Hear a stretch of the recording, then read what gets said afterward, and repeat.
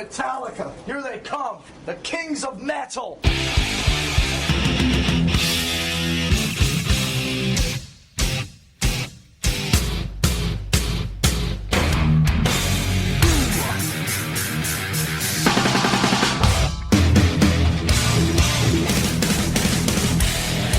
So fucking what? Hey, this is Jay Weinberg from Slipknot, and you're listening to Metal Up Your Podcast.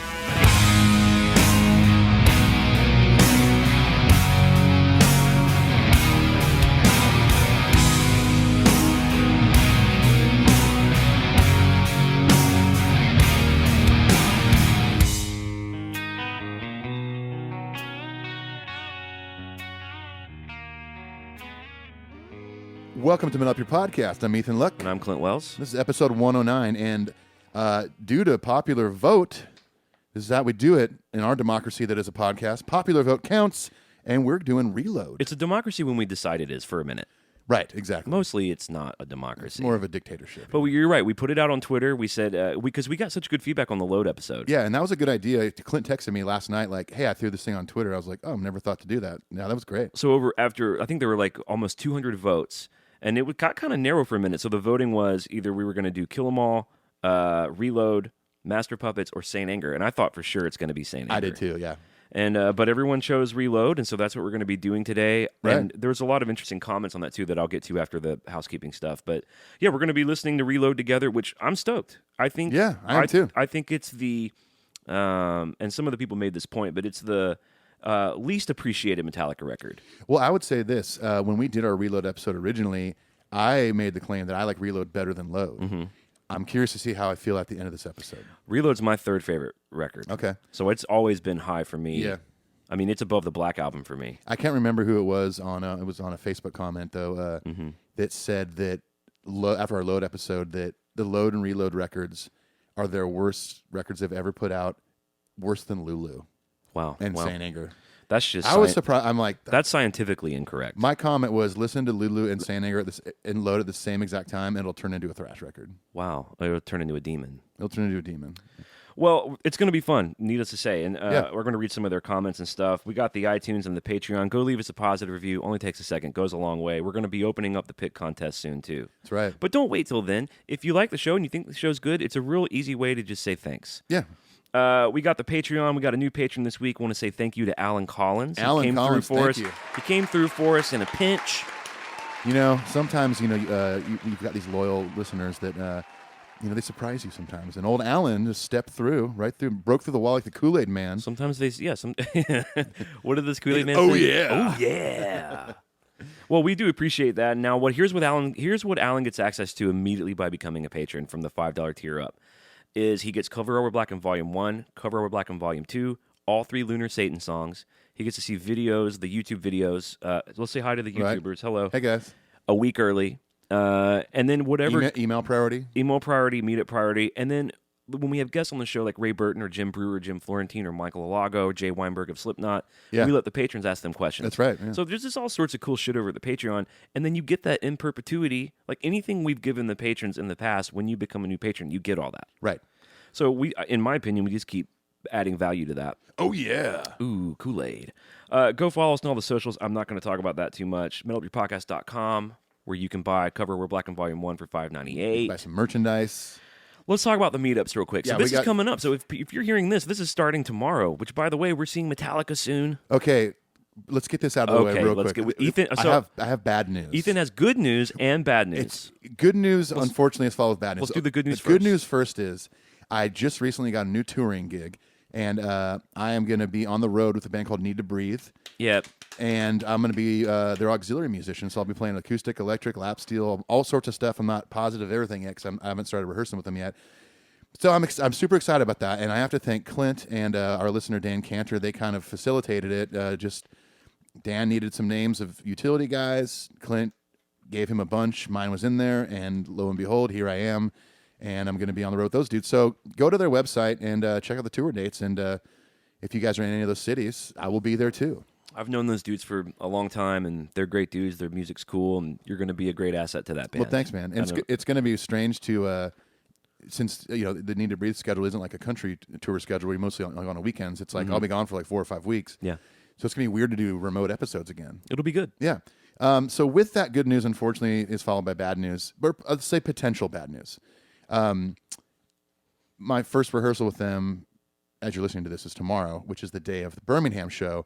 I don't know what time that's ending, so there's a chance I might not be at the Birmingham show now. Which automatically, over half of the people that were planning on coming are like, oh, fuck that. I'm not hanging out with Clint. And they're like, I'm not even going to the show anymore. Fuck Metallica. I'll never listen to Metallica again. Exactly. But the party's on. Nashville show is on. Okay, so, well, congrats on Thank you very the much. gig. I'm really happy for you. So the meetup is still happening, however. Whether or not Ethan will be able to make it, we don't know yet. But on Tuesday from 4 to 6 at Kerrigan's. Look it up. My friend David Kerrigan's got a cool bar. He's put aside a place for us. I think I'm going to take our banner, so you'll be able to see our banner. And Yeah. I don't know if maybe I'll wear a Metal Up Your Podcast shirt. I don't know. Or if you know what I look like, whatever. Maybe we're stilts. Marilyn Manson, Beautiful People Right. era, big stilts. Yeah, exactly. And drape the Metal Up Your Podcast tablecloth over you as like a cape. Right, like a. So maybe it can be long enough to cover up the stilts. So you just look like, oh, there's Clint. He's the 9 foot tall guy. I look like the ghost of Christmas, whatever, from Scrooged. And Right. when he opens the thing, it's all the souls are in I there. think that's the Ghost of Christmas Future. Yeah. Or whoever that is. Or is it just the guy? It's kind of the in between guy. It's Death. No, I think Death is the Ghost of Christmas Future. well.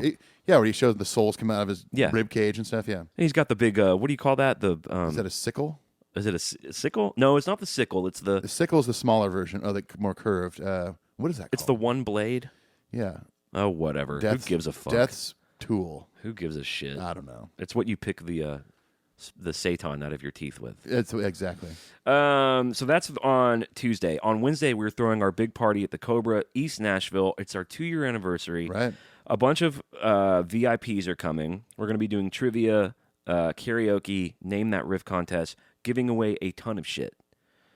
To the people who win those contests, to the people who get raffle tickets, all the patrons get their first drink on us. Yeah. Now, and we're going to have it decorated with all sorts of Metallica accoutrements. Now, this is very important. If you own a Metal Up Your Podcast shirt, you need to wear that shirt to the party. That's right. If you don't have one, we're going to have over 40 or 50 different shirts at the party. Well, they're not all going to be different, but we're going to have a smattering of all of our different designs. Right. I don't think we have a lot of some of them, but the OG logo, we're going to have like 40 of those. We got a bunch of those. Yeah, we're gonna have that. I'm going to bring a bunch of my merch for sale. If you guys want to buy my vinyl, Yeah, Ethan's going to have CD. his vinyl and CDs. We'll have all sorts of stuff. And you're going to have your shirts too, right? Yep, all my shirts. Yeah, And we will be accepting credit cards. yeah. We can do credit cards, cash, All that shit. money orders. What's other forms of currency? Pound of flesh. Pound of flesh, a sack of coins, Yeah. some rubles. Right. So the day of the show in Nashville, I think we kind of decided to do Acme, right? Yeah, we'll do Acme, which is it's walking distance to Bridgestone. Yeah, it's 5 blocks down the hill from Bridgestone, which they're not long blocks. It's on 1st and Broadway. It's a huge building. We'll probably be camped out, I guess, on the first floor because they got food in there. There's a big, huge bar in there. Yeah, it'll be a good time. And I'm giving you all friendly advice here. If you need to know how to get to these places, look it up. Googly. Someone asked me on the internet the other day, where is Kerrigan's? Look it up! It's in Birmingham, just say it's in Alabama.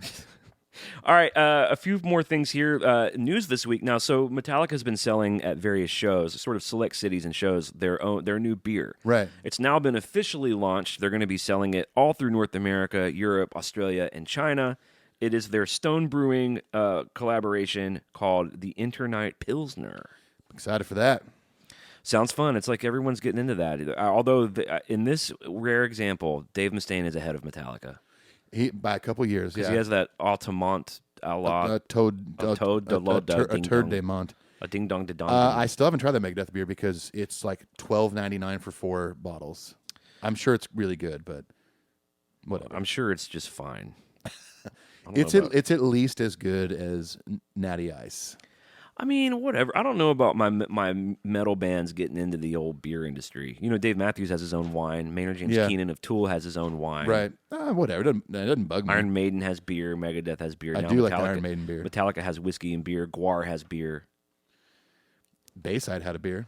Really? Yeah. They did one with the Oscar Blues beer company I think they're based out of Colorado. It was good. I have a beard. I kind of do right now, too. Yummy. Now, we get a lot of emails. You can email us any questions or concerns. It's metalupyourpodcastshow@gmail.com. And we love hearing from the Metal Up Your Podcast community. We get a whole bunch every week. We can't read all of them. There's just not enough time. Right. But we select 5 usually from patrons, and we're going to go check those out right now. Let's do it.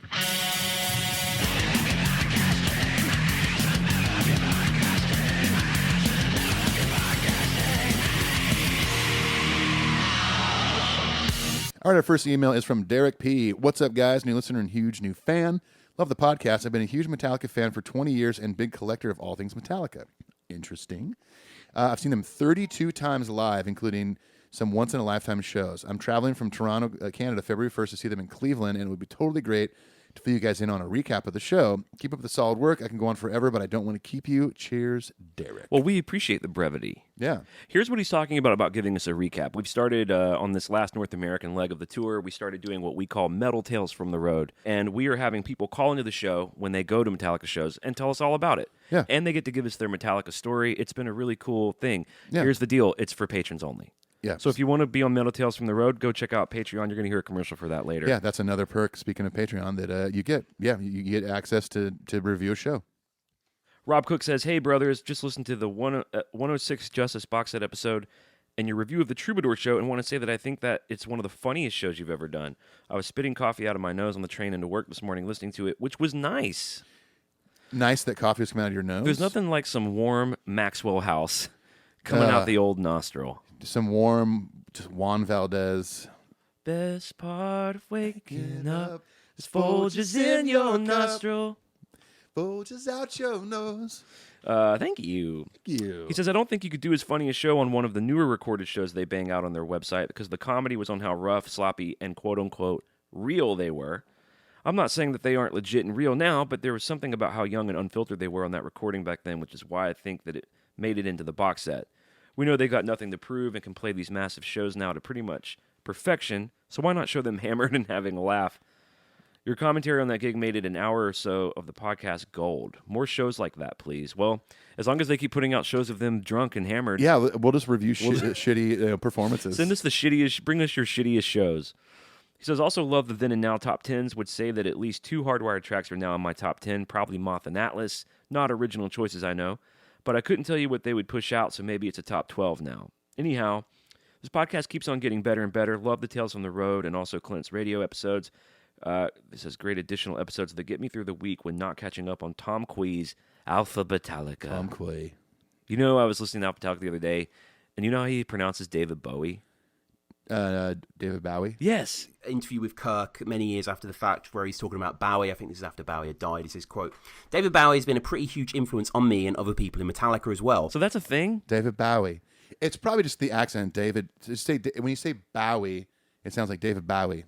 It sounds like you have an accent. It almost sounds Australian. I refuse. Good day, mate. I'm David Bowie. I refuse to accept that a British person can't say Bowie. His name is David Bowie. Bowie. The motherfucker Bowie. himself was British. Bowie. What say you, Tom? I texted him about it. You did? He was like, it's so American of you to not understand how to... I'm like, oh, so it's my fault.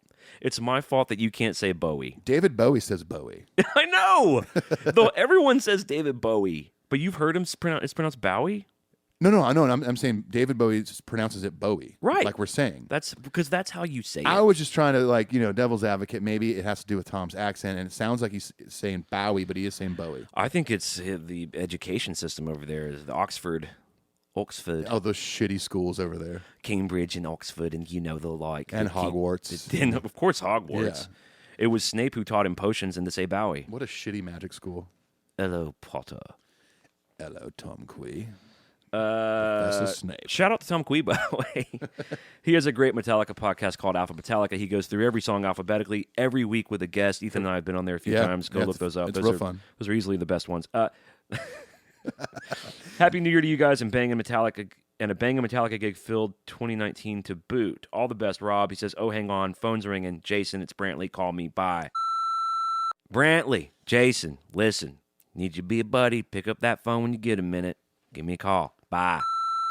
Jason, Brantley, got your message. Calling you back to call me back. Be a buddy. Bye. Brantley, Jason, me again. Listen, got your message. Shocked to hear your voice. I thought you were ducking my calls for the last 6 months. Hadn't heard from you. Really need to talk to you about Doris and Teresa. Need you to be a buddy. Call me back. Bye. Jason Brantley, looks like we're playing a little bit of phone tag, man. Listen. Teresa been at my house all day, man. You want to come talk to her? You just come over here and talk to her. Okay, bye. Brantley, Jason, listen. I don't know where you live. It's weird for you to invite me over when you know I don't know where your new apartment is. I thought you were living over there on 559 by Raleigh's and that you were over there at Scooters, but I don't know where you live, and you know I don't have a car right now, so I have to walk over there even if I came. Tell Teresa she needs to call me back too. Bye. Jason's Brantley again. Hey, tag, you're it, brother. You know that I moved off of 73, man, and I'm not by that Rallies anymore. I'm by the Sonic. That one that you love. We all get them tater tots all the time. But hey, Teresa told me to just tell you just to lay off a little bit. She's not ducking you or anything. We're still buddies, but I know this phone tag thing sucks, man, but you're it now. Call me. Bye. Brantley, Jason, listen. Tried to call an Uber to get to your new place, but I don't realize I don't even have a phone anymore. The one I bought from Walmart that you loaded up with minutes or something, or some other kind of scientific thing with deals with time and money. I don't understand that. But I can't call an Uber and I don't have a car. Need to figure this out pretty soon because time's of the essence, buddy. Be a buddy. Bye. The mailbox belonging to Brantley is currently full. Please try again later. All right. Well, moving along with It's good to peek in on them, and I'm glad we have access to their answering machines. well, they're playing one hell of a game of phone tag. There's no doubt about it. I hope they get connected one day. Me too. All right, moving on, I guess. We are. Next email's from Alex. By the way, I like the spelling of Alex. Alyx. It's kind of metal. See, he's from Maidstone, England. See, that's why. He probably calls him Bowie. That, and he probably pronounces his name Alex. Anyways, I've been to Maidstone, England. I think I've mentioned this when this guy's written in before. That's where they filmed the Jules Holland show. Whoop-de-doo. Ever heard of it? He used to play the keyboards in the band called Squeeze. Anyways, Alex says, hey, dudes. Alex from Maidstone, England here. Just wanted to reach out and say thank you for the show. I recently lost my dad after a long illness, and the only thing providing any kind of distraction amid the stress has been listening to Metallica and you guys, so thanks for being a much-needed beacon in dark times. Sorry to hear about your dad. Yeah, dude. man, very, very sorry to hear about your dad. And we've mentioned this before. When tragedy happens and we lose people, one of the first things to do is, aside from turning to loved ones, is to turn to something entertaining, whether that be music, a movie, a book, something, that can not necessarily distract you, but kind of like, help you, maybe It's that kind of figure it stuff. out It's that kind of stuff that gets you through it. Exactly. He goes on to say, the quality of the show lately has been next level. You're in such a great groove now. Thank you. We got our groove back. Finally, from Stella. She stole it. She took it. Keep up the amazing work. Thanks again for helping in these troubled times. You and the fellow listeners I follow on Twitter have been a great comfort. All the best, and thank you, Alex from Kent, England. Very cool. Thanks for that message, Alex. And, Yeah, thank you so much. And again, condolences about your dad. Yes, much love and peace to your family, and we're glad we could be here for you, man. Yeah. Oscari Imonen writes, hey, Ethan and Clint, listening to your commentary episode on Low was really enjoyable for a number of reasons. One being the fact that you're always genuine and honest with your opinions about the music and aren't afraid to be critical about certain parts of songs, but also aren't afraid to give credit where credit's due. Secondly, these commentary episodes makes me feel like listening to my favorite albums with just a couple of buddies and having fun. Keep them coming. Well, here we are now. Here we go, episode 109. He says also the E-flat tuning they went for in this album make the riff sound super heavy, and it really does go well with the heavy Lars backbeat, like you guys said. You can really feel the emotion and feelings behind some of the songs and performances on this album, unlike in anything Metallica's done before this, which I love about this album. Songs like Bleeding Me and The Outlaw Torn are just on another level for me personally, and Kirk's solos on those songs are filled with emotion, and you can really feel it. I agree with all that. He said, I'd give the album a solid 9 out of 10, with songs like Poor Twisted Me and Ronnie keeping it from being a full 10. Lastly, it was a nice little treat getting the episode on my birthday. Well, happy birthday to you. Have a great one, guys, and keep the awesome Metal Up episodes coming. Cheers from your Finnish patron, Oskari Imonen. Well, thank you for being a patron, and happy birthday, and for the nice message, and for liking Load. There's that word again. Metal Up. Metal Up. It's coming to the thing. Someone did it on Facebook, too. I think it's taking. Should we make sure that says Metal Up? No, I think it's out of our control. We should let the fans and the listeners. It's the fan thing. We should let them figure it out, and this is something that they can tell us. This will be news to us. Okay. Yeah. We can't name our own. We can't nickname our own show. It's like when you had a friend in school who's like, by the way, call me Blade now. It's like, Blade. you can't nickname yourself. Your buds have to give you that. I had a friend that did that. And what was it? His nickname? Yeah. What did he give himself? Dutch.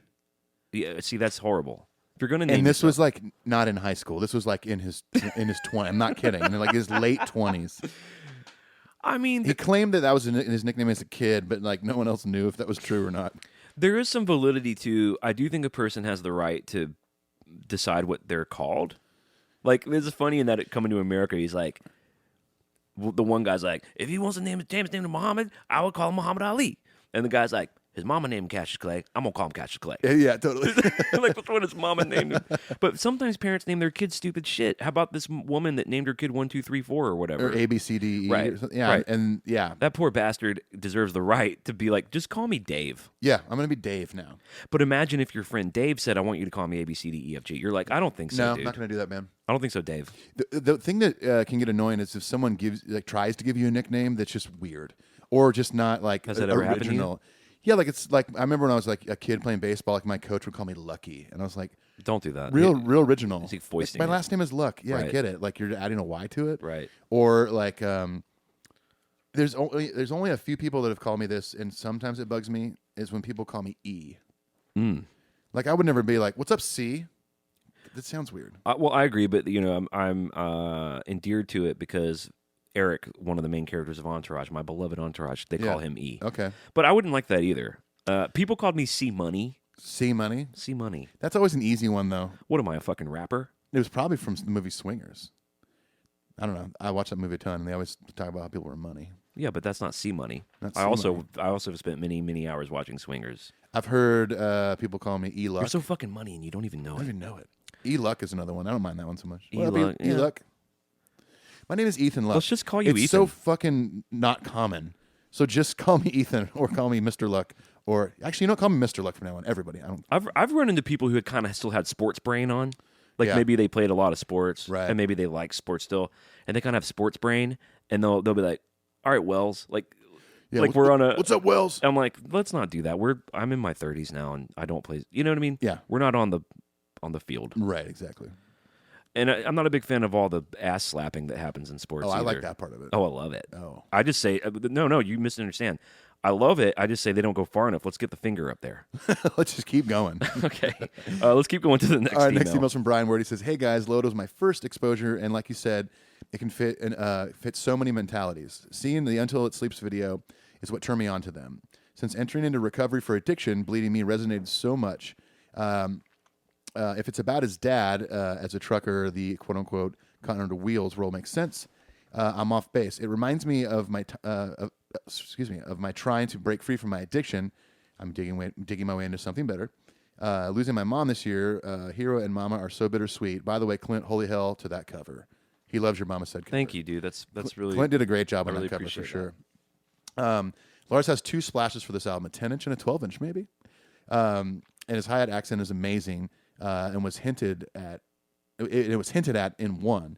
I think the bass drums are tuned differently to allow for less bleed over into the other two, more definition to the mix. Yeah, maybe so. I mean, he probably used a different kit. You go to a different studio, even if it's the same producer, same engineer. You might have a different room. You might have different drum kit, different heads, different beaters on the kick drum, whatever. All sorts of reasons you can get different sounds. I goes on to say, does Jason do backups in the studio?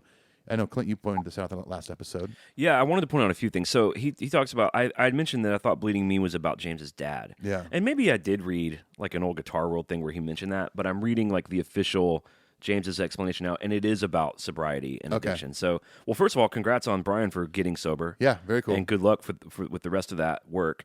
So he's right about that. It is Jason singing BGVs on Outlaw Torn. Yeah. I mean, there are other moments on Load and Reload where it's definitely James, but Jason's singing for sure. Yeah, absolutely. He says, I know it's parts live, but I've always assumed James performed most of the vocals in the studio. Save a hey for me in The God That Failed. I think for the most part, he does his own backup vocals. But a little bit more here. He says, Dave would have never been able to create solos like Kirk for anything from Justice on. Imagine Dave trying to do Slider a talkbox solo. That's oh man, how do we emulate a talkbox solo? Do you feel? Woke up this morning with a wine glass in my hand. Whose wine? What wine? When the hell did I die, Psychotron? I kind of want to get a talkbox next in a future episode and try to do Dave Mustaine through the talkbox. Well, HQ2 is your place to do that experiment. HQ4 definitely has one too. Yeah, man, we haven't been there in a while. We haven't. Maybe we might be there soon. Okay. Anyways, he's kind of finishes out the email by saying, "The slide in Portus with me is subdued and wonderful. Both albums are without a doubt my favorite representation of James's vocals. In closing, Metallica's most ambitious albums, probably. Cheers and metal up, Brian from Portland, New Jersey, Oregon. So he's turned metal up into a verb. Metal up, dude. So it can be a noun. I've been listening to metal up. Yeah. Or it could be an adjective. What are the metal up dudes up to? Right. And now it's a verb, metal up. Yeah, like when I take off from here, like, all right, see you later, Clint, metal up. Is that could be something like horns up. I don't know. Yeah, well, I think it's just like it's something you're doing. You're metaling up. You guys use it for whatever you want to use it for. I don't care. We don't have to keep talking about grammar. Our last email from Jared Nichols says, "Hello, my as of yet unmet friends." How about that beginning? Hey, I'm intrigued. Wow, I'm listening. I've written into the Metal Up Your Podcast before. My name is Jared Nichols. First of all, super stoked for the Nashville pre-party. My mother and I will be in attendance. Honestly, we'll probably be the first ones in the door. We're coming from Atlanta for the party and Metallica show. We both agree that the party carries just as much excitement as the show itself. Really? How about that? Okay. I mean, I'll take that. What a compliment. I myself am an avid listener of the podcast. Mom, not so much, but she's well informed of Metal Up, and your updates on the soiree has her interest piqued. Interesting. I wish to whatever heavenly entity that I could afford to support via Patreon, but divorce is a bitch, and currently I am its bitch. Well, I have been there, my friend. I empathize. Both of you have been on my Monday salvation and periodically midweek refreshment. He says, now let's cut to the chase. Rush pun, because there was less load puns in the loadcast than promised. Her and I want to start a sorely needed Rush podcast. Seriously, there's nothing on Rush right now, and I think we have what it takes to start something. I have a laptop. He wants to start a Rush podcast. He's asking us for advice. We'll do that. We'll get back to him in the email for that. Sure, We won't bog that down in the emails. But needless to say, I support that. I'm happy for you, and I'm going to write you a lot of advice, the advice you asked for here. He says, P.S. Ronnie is the shit. The music is phenomenal and the story is decent. Your comments on Ronnie have been my only eye-rolling what the fuck moment in Metal Up history. Love you guys. Well, here's my feeling about that. First of all, you're the only guy ever who feels that way. who loves Ronnie that much. But B, I don't even care that you disagree. I'm just so happy that there's someone out there who's that passionate about Load and the song Ronnie. Right. Even though I don't agree with that, it just makes me happy. Oh, for sure. I mean, I don't have to like the song. And I don't really love that song. But I gave it a 5. I think I gave it higher than a 5. But that was my lowest ranking one, I believe. But yeah, if you like Ronnie, man. That's cool. You're just going to roll your eyes at me. He's talking about like the guy that works at the 7-Eleven, Ronnie. Yes. Dude, if you like Ronnie, you like Ronnie. If you like Ronnie, go and get a Slurpee and maybe get 2 straws. I'm like, James's guitar sounds really great in that song. He's like, what? James's guitar? I'm talking about Ronnie, a guy named Ronnie. He's friends with Brantley and Jason. He knows them. All right, listen, it's that simple. metalupyourpodcastshow@gmail.com. We read all the emails, questions, concerns, whatever the fuck you want to send us. We'll get it. We'll receive it. Right. We don't have a producer or an intern who reads those. Me and Ethan go click. Oh, what's this fucked up thing someone's saying? Yeah. So let's get out of here. Emo Corner? Yeah, I'm out of here. Bye. Bye.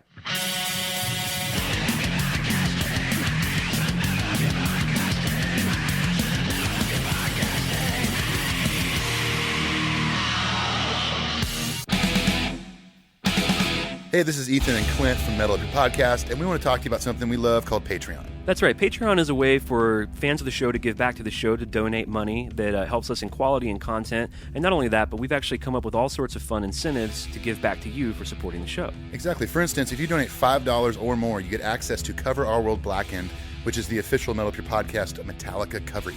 That's right, and that's the only way to get it. In addition to the EP, we also give you priority email access, meaning we'll read your email first on the show. We give you early access to Patreon-exclusive merchandise, Patreon-exclusive giveaways, and any other side projects Ethan and I might be involved in. There's all sorts of things you can look at on there and you can donate to. Go check it out. Patreon.com/metalupyourpodcast. How do you spell that, Clint? Patreon.com/metalupyourpodcast. And if you really think about it, $5 a month for an entire year, that's really just like a cup of coffee a month. So go check it out. Thanks, everyone. Peace. Adios. All right, now, before we start listening to Reload, as we mentioned before, we put this on Twitter. We put a poll. And I said, everyone vote for which song or which record you want us to do commentary and tell us why. Yeah. And they did, and I just want to read some of that. Okay? Awesome. There was some good feedback. It was entertaining to read when I was waking up a million times last night. Why were you waking up a million times? My sick dog. Oh, yeah. I'm sorry to hear that. That's all right. Okay, Gene Froman. So this is people with, they're saying kind of what they voted for and why. Gene Froman says she voted for Reload. Frankly, I think it gets overlooked by Load. It just doesn't get enough attention and respect, putting Fixer aside.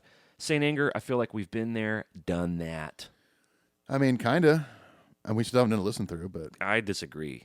I mean, we've been there, done that with all these. You could say been there, done that with Reload. Yeah, I mean, I guess it kind of... I kind of lump in like the...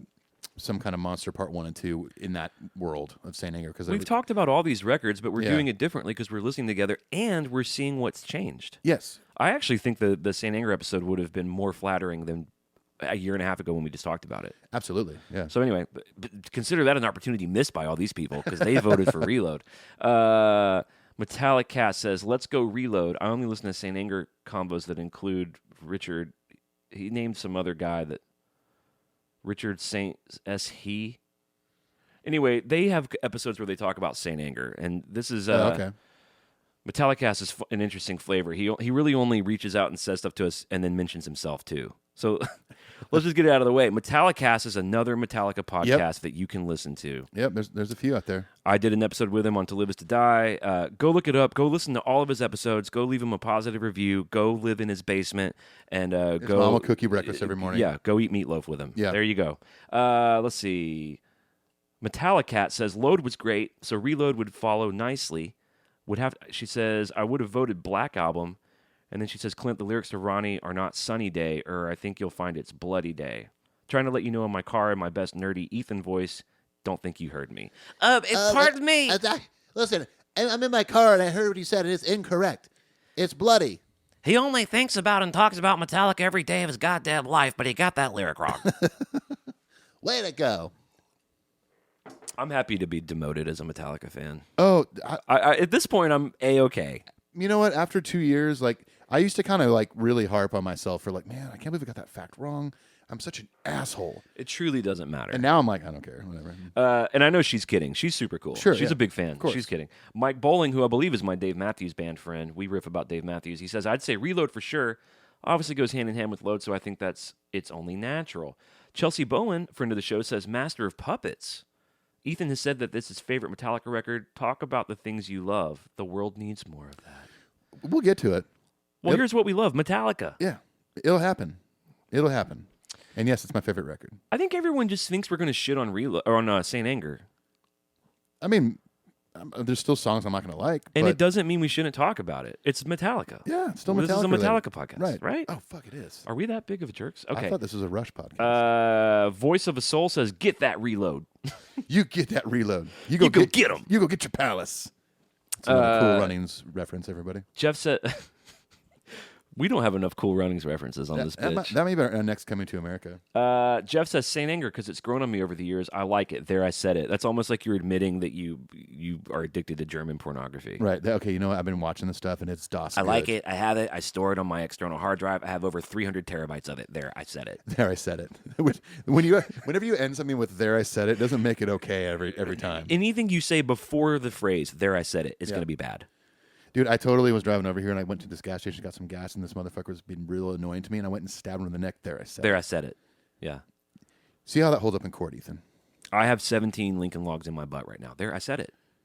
I've got 15 estranged children I don't know about. There, I said it. I gave myself a coffee enema this morning. There, I said it. That'd be a good shirt that says, "There, I said it." Wayne LaFleur says, I want to hear them all, but compelled to vote Saint Anger because that one will be fun/brutal. See, these people think we're buttholes. No, I don't. Maybe I'm Does projecting. he mean brutal like the record's brutal, or like we'll be brutal to it? I think he thinks we'll be brutal to it. I mean, it's been a while since we did our Saint Anger episode. I think we'll be okay.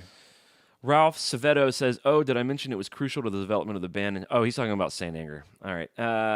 King Nothing, 1982, says, Reload because I want to hang out in Fixer Land with Clint, but I know Anger will win. Well, Reload won. He's wrong. I mean, like in your favorite records? Or They're voting on which record. On the vote. I thought. Never mind. You're out of touch. He was saying surely Saint Anger will win, but although I want to hear right. Reload, and he got his wish. Reload. Yeah, Here we are. Mark from Freighton's of Tennessee simply wrote, Mike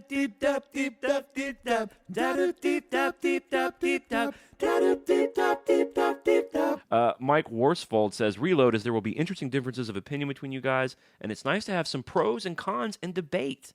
Healthy, yeah, I agree. Healthy to have different views, and you guys are a great example of that, whilst keeping your friendship tight. Intact.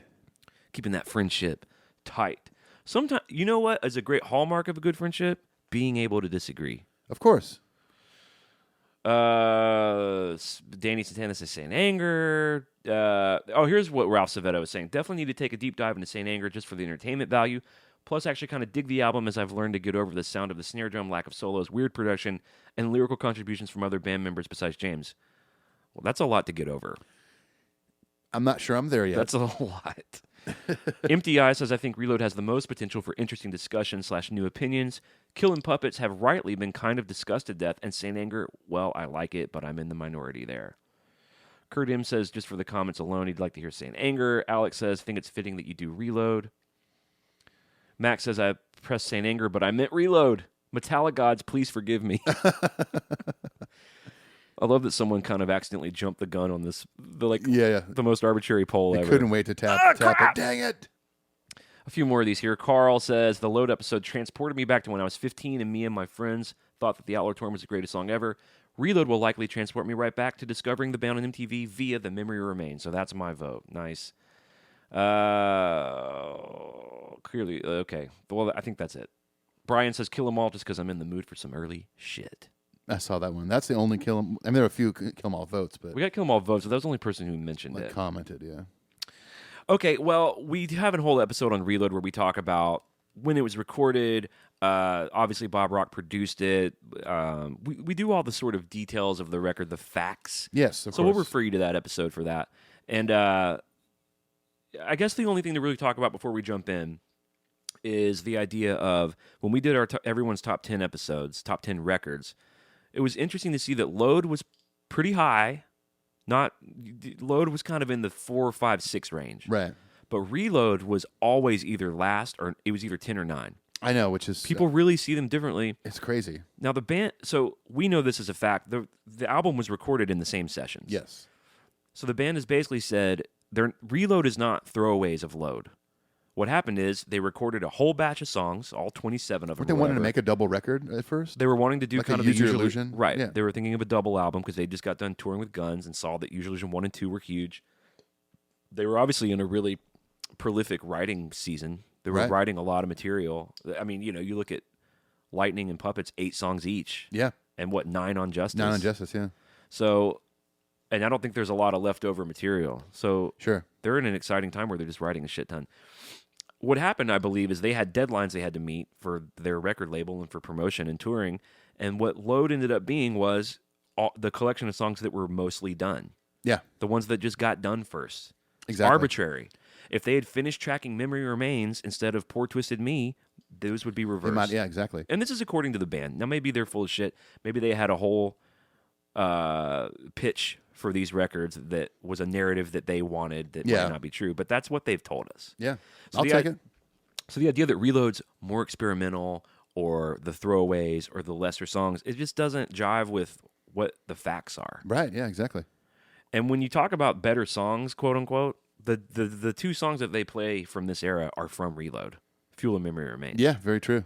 So, and they won a Grammy. I mean, Better Than You won a Grammy. Yeah. So there's just interesting stuff about it. All those facts make it kind of weird that on a lot of people's top 10 lists that it was so far down.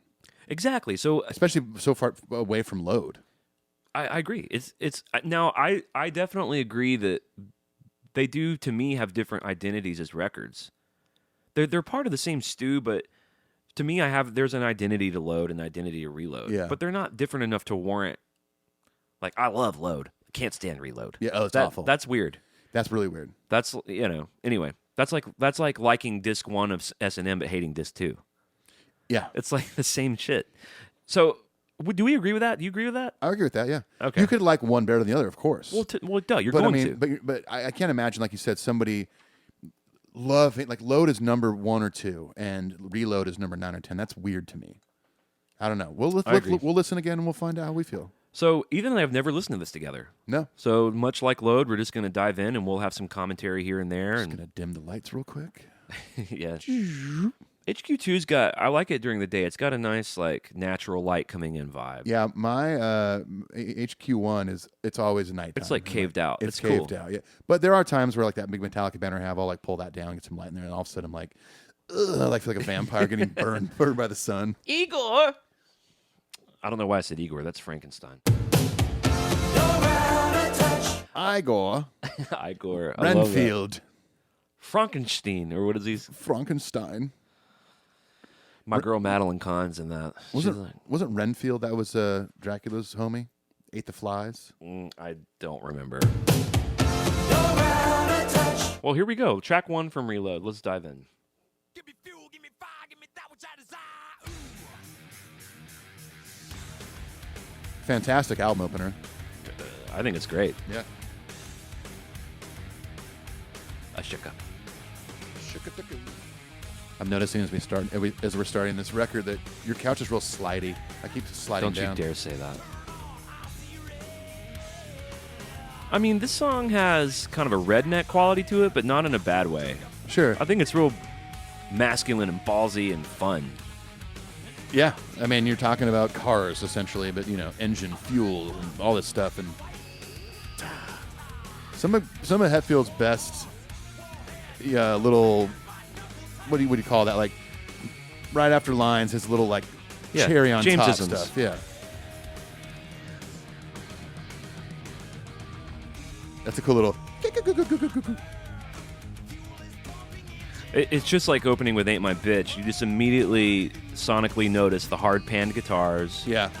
And they're not playing the same thing. Like what we got until the Black Album is just like left and right the same thing and the thickener down the center. Right. And then occasional candy from Kirk. Totally. Doing octaves or whammy bar shit.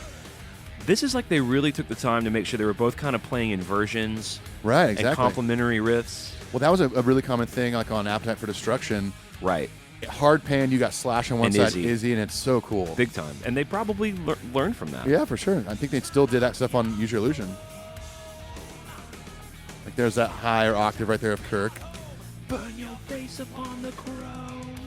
That's badass. Burn This is your good face- yeah right here.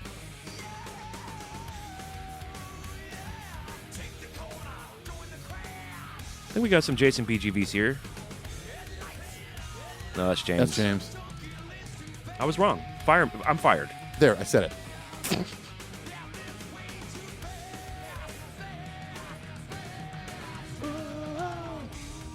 Yeah, there's so many cool little subtle vocal things here. That even that little right before the chorus. I love this high harmony on the chorus. It's right here.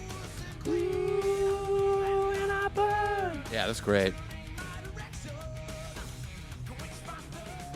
Great double kick on the choruses.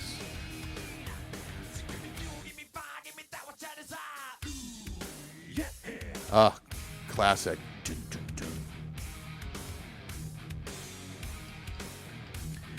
And honestly, this guitar solo is great.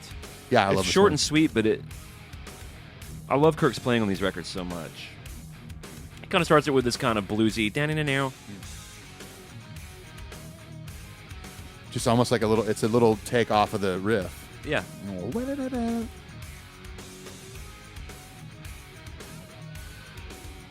Got an overdubbed Little wah. extra wah, yeah. They kind of do the. But check this solo out.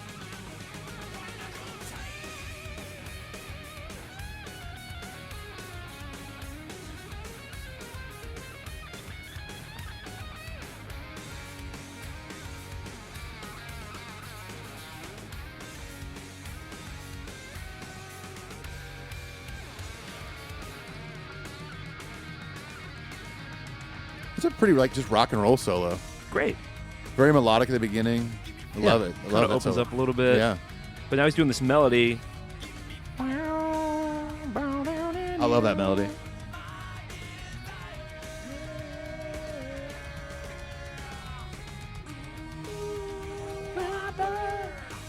Ooh, let it burn. See what I did there? They're gonna sue you now. That's my other least favorite thing when people. And if they don't sue you, God knows I will. You know, people sometimes make some obvious bad joke, and they go, "See what I did there?" And you're like, "Yes, Yeah, we saw it. Yeah, we we hated saw it. Love Great that. vocal. Love that. I mean, no question. This is such a peak for Hetfield's vocal on Load and Reload. I mean, it's so good.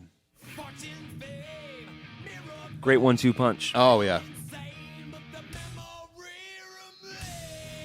I love this song, man. Great riff. It's so good. And he does this great thing where if you listen, especially with headphones, he's got a low octave vocal and the high vocal, Yes, and it creates yeah. this great creepy vibe. Check this out. So you got the another star. So that's the high one, but you got this one below it. See the nowhere crowd the nowhere cheers of all. Yeah. And they're just sitting right on top of each other. It always makes for a good creepy kind of sound.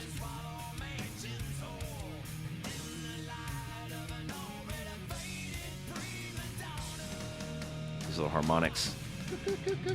Love it. I love how kind of quick they get to the chorus on this one. Yeah. Same thing with Until It Sleeps. A lot of these records, they do that. Yeah. The songs are shorter. They're written more with pop sensibility. Right, yeah. Quick intros.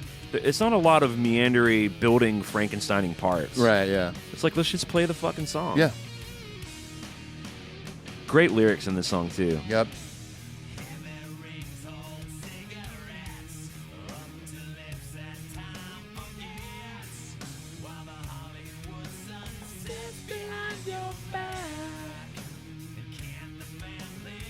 Listen to harmony here.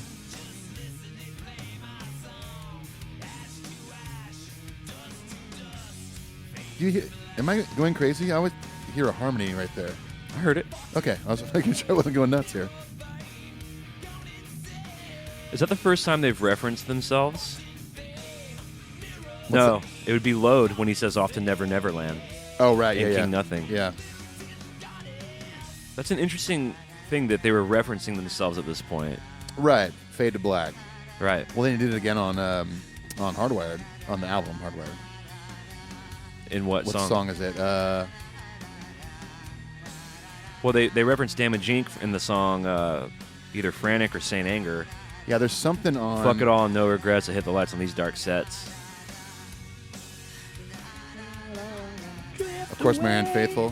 Fade away. I like on the S&M when he goes, fade, he does the... Yeah. Fade to the light.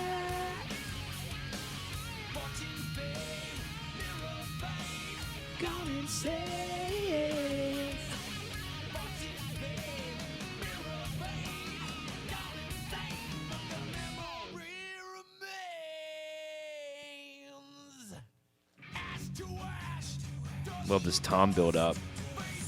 Snare and tom. Great swing and riff, dude. Oh, yeah.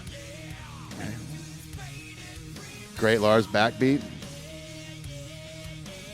I love this great solo, too. Man. It's a great lead into that. Come on. And a great use of the wah. Yep. That would not sound as cool without the wah.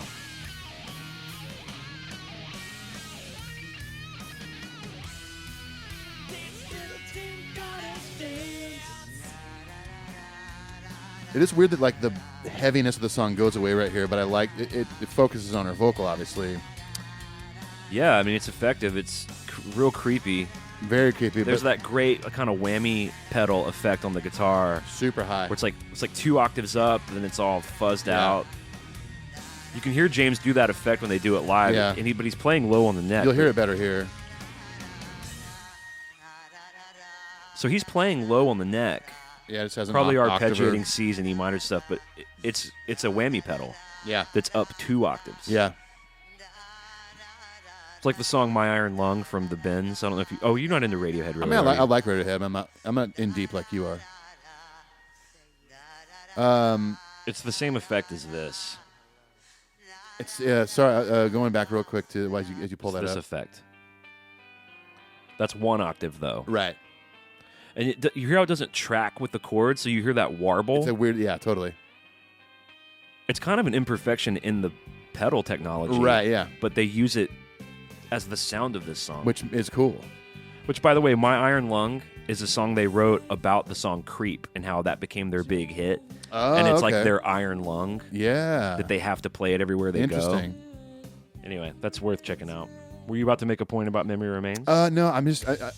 It's tough as we're listening to this to remember what old song James references on Hardwired. I'll keep that in mind. I'll be thinking about it. How about the intro, just drums and bass? I love it. Dirty, the kind of fuzzy bass, a little overdriven. Big sludgy riff. Now this song goes into the. This song is in the running for. It's in their heaviest songs. Sabbath True, Yeah. Thing That Should Not Be, Minus Human, Devil's Dance, Dream No More. Right. And you hear the one guitar going ga gun ga gun Gun, gun yeah. ga gun ga gun ga gun. It's doing that drony monotone. Yep. I love this diamond This here. song's heavy, man. And you hear Jason doing his like running with the devil kind of thing. boom, boom. Yeah, the Michael Anthony. Boom, boom, boom. You can hear that digital delay. You hear it? Oh yeah. Yeah, that's cool. Those are the little tiny things in this record that if you just have it like loud in your car, you might not hear. There's great Kirk candy in this song. This is such a good record to listen to on cans. Opening with a big Hetfield, yeah. Do it. No complaints here. You know, I love when Hetfield does that kind of stuff. There, I said it. Don't not say it.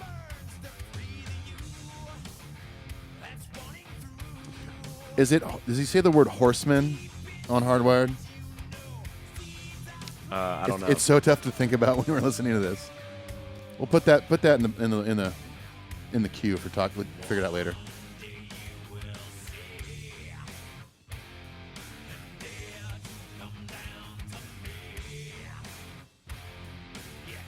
Come on now, take a chance.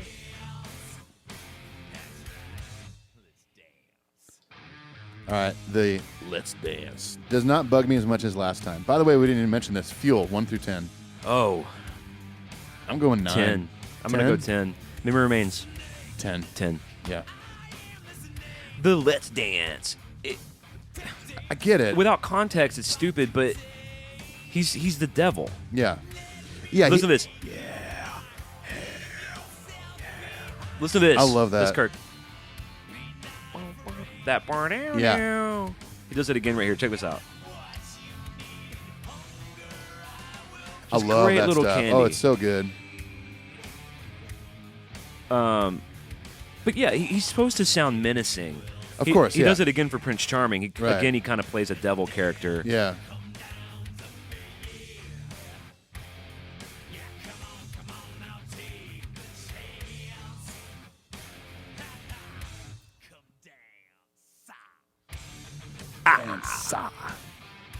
Pretty decent solo coming up right here.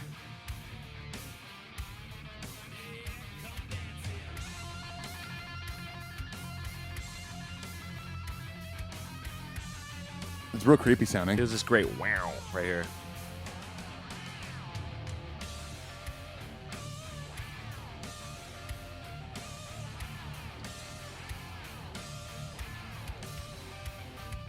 It's almost like, I wonder if he was listening to Tom Morello. I was about to mention him. It sounds like a whammy pedal of some kind. He gets this great feedback thing right here.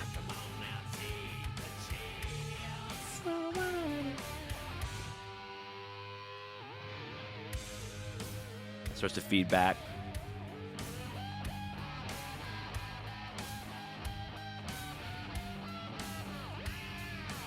Yeah, that's a whammy pedal.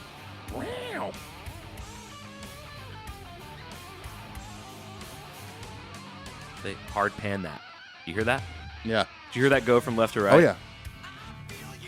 The production is so dope. I mean, I know Yeah. we've talked about this so much, but It's so good.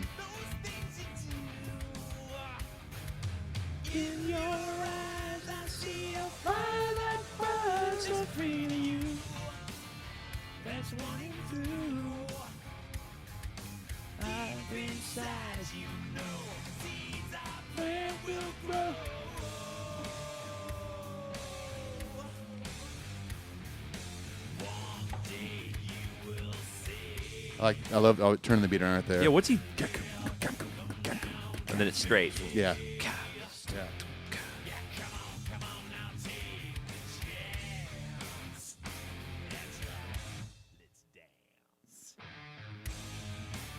That's a cool riff. This song is fucking awesome. There's a lot of creepy vibes in this song, which Good haha. Yeah. See, you can't say you like the maniacal laughter in Puppets, but then call it cheesy here. Can you? That haha. Yeah. I like that. But I'm just saying there are people that are Sure. like, that's weird. That's Right.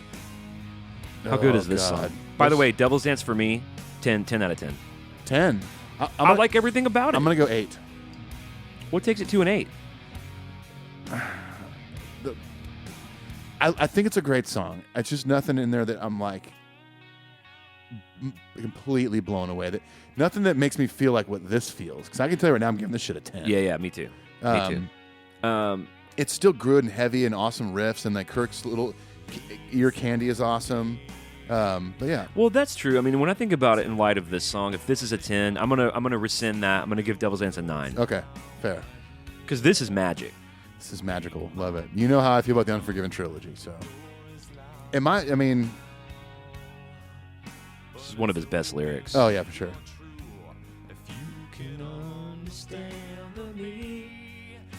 Can understand you, dude. Thank you. Thank you, dude. Where's my car? Great octaves from Kirk. This was a really... So Unforgiven 3 is a heavy departure from the original, obviously. This was like, obviously, it's the same intro with that trumpet. Horn, like a French horn. Yeah, or whatever, and then snare roll. This was... You know, it's almost like... It's like when you saw the Karate Kid Part 2. It picks up right where it left off, you know? That's how I feel about this. Nice Karate Kid 2 reference. Welcome.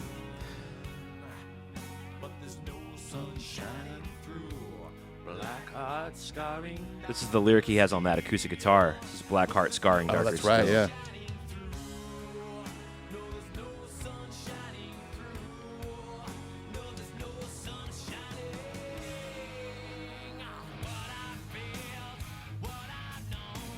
But see, these chords aren't that complicated. It's similar to Bleeding Me. It's just like really 2 or 3 chords, but it's the way they're kind of doing inversions of them. Yeah. And it's the way they sound playing them together. And with James's vocal on top of that, like changing... The notes he's singing are changing faster than the chords are Right. changing, and it makes this... It's pretty sophisticated. It's awesome, yeah. You are forgiven as well. This has got a great Kirk solo too. Oh, yeah. But even before that coolness, this verse here, he's doing these creepy like wow, wow, wow, wow. Yeah. Check this out. Check out verse 3.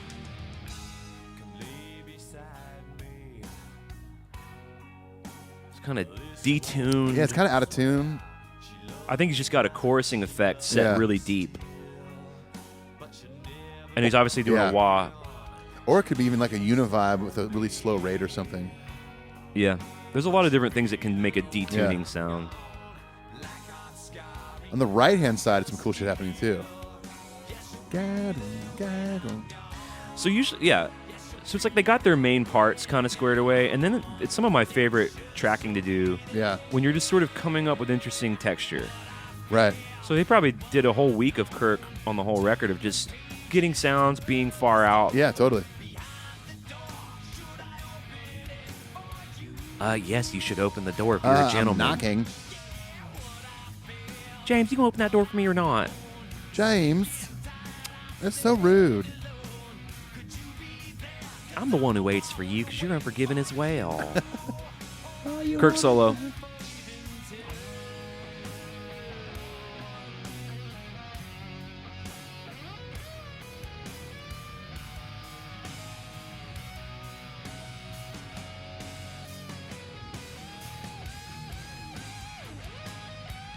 There's that ride cymbal again.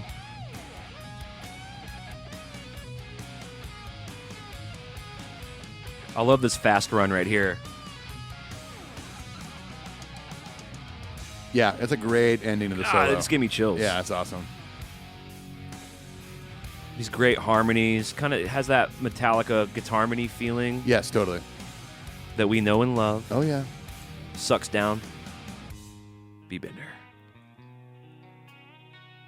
That is gorgeous. It's awesome. Come over here, lay beside me. Lay beside me, James. Here, take 2 of these Nuprin.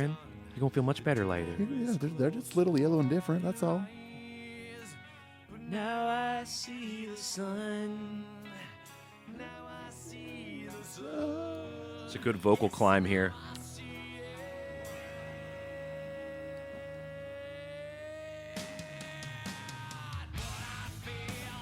I miss moments like that.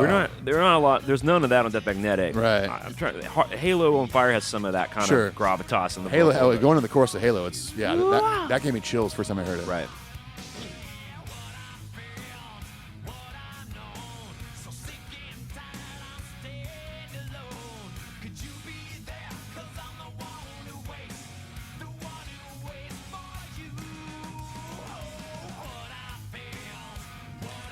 Da, da, da, da, da. See, I love those callbacks to Unforgiven. Yeah. I think Unforgiven 3 should have had more of that. Right. And when he starts singing So I Dubbed the Unforgiven. Yeah, it's pretty rad. I know. This key and I bury it, yeah.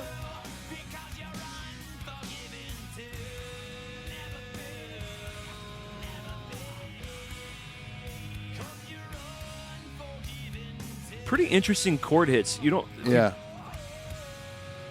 It's like changing keys and shit. See? It's And then it ends. And then check it out when they swell back up. It's major.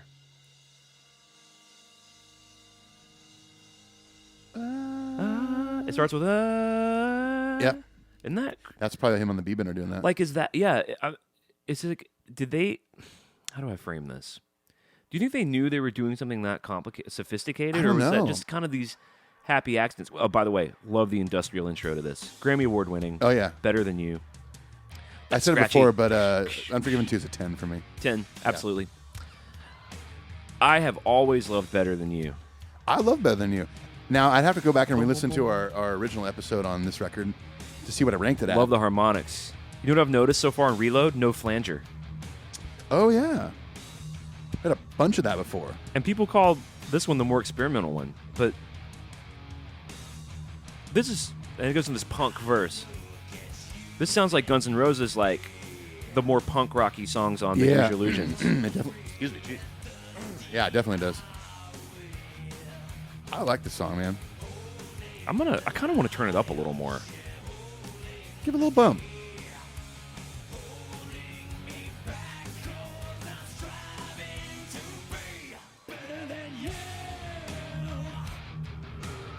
That's heavy. It's amazing. What's the problem with this song? If you like the load reload flavor. Yeah. And I strive. I like that he's trying something a little different with his vocal in the verse. It's not as growly, James. But it is a raspiness. It is, yeah, but it's not kind like- of a limmy thing. Yeah, This song and Attitude kind of have a lot of Motorhead in them. totally.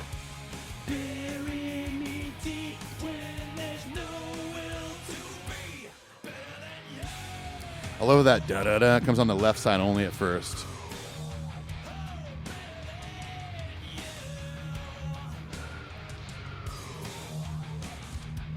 I love this. Oh, Little key change. stop the train from rolling.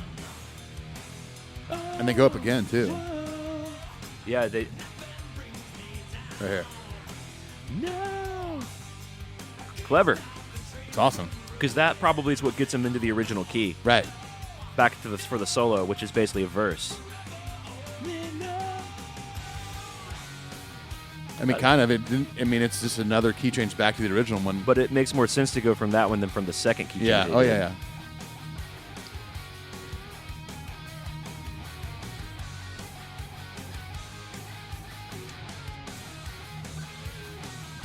yeah. Speaking of Metallica, one of the episodes I did with Tom was for this song. Oh, that's right. That was early on. Yeah, I think it was like his 15th episode, maybe. Yeah, wow. Which he's coming up on 2 years himself. Good for him, man. It's awesome. Back into the bridge. Man, it'd be so fun to see this live. They've never played it live. There's a tuning room video where they did it. Grammy award-winning song that has never been played live. I like when he says "Can't Stop This Locomotive." Yeah. Right here. Locomotion. Come on, baby, do the locomotion. But instead of saying this train from rolling, Yeah. It's phonetically similar, same concept. Right, yeah. I like little things in songs like that. Yes, totally. They're moving the idea forward, having some fun with words and language. Yeah, I even love just like those little subtle changes. Like I'm gonna change one line on the last chorus.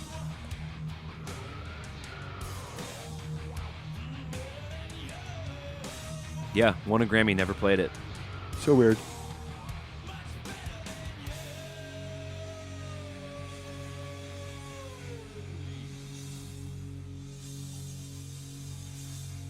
Are we done? I don't think so. Maybe. Let's just do it a little more. Let's do that Better Than You part again. Just one more time. It's the heavy part. Hey, just Halftime. one more time because we like it and it sounds good. We can always cut it out later. Yeah, of course, of course. I can see how That's a someone who doesn't creepy- like it, though, they're like, Jesus Christ, can Yeah. it just end? It's a creepy little that. Yeah. Sorry, guys. We had a little bit of a technical difficulty. We were at the end of the song, anyways, but But I'm going to take James's advice and we're going to let the train keep rolling here. let's do it. Well, first of all, what do you give Better Than You out of 10? I'm gonna give it a.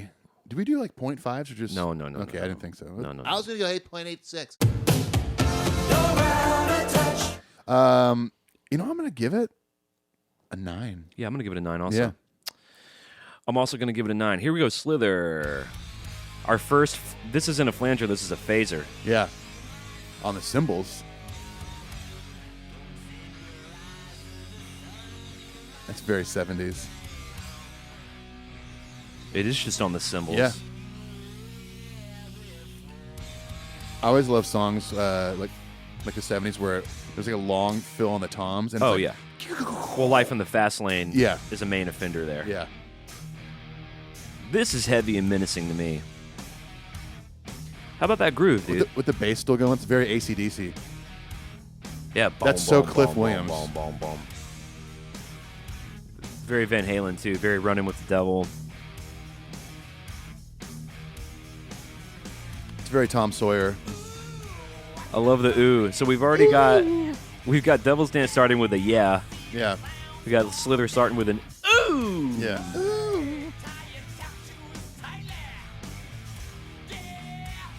Man, I'm gonna say it. I know we're only like barely halfway through the record. I fucking love this record. Love it. I mean, like, if you would have told me when I first heard Load and Reload that I would like it this much, I'd be like, you're crazy. Looking for snakes, you might find them. To the sun, you might blind them. I love this. No, there ain't no heroes here. Great riff. Awesome riff.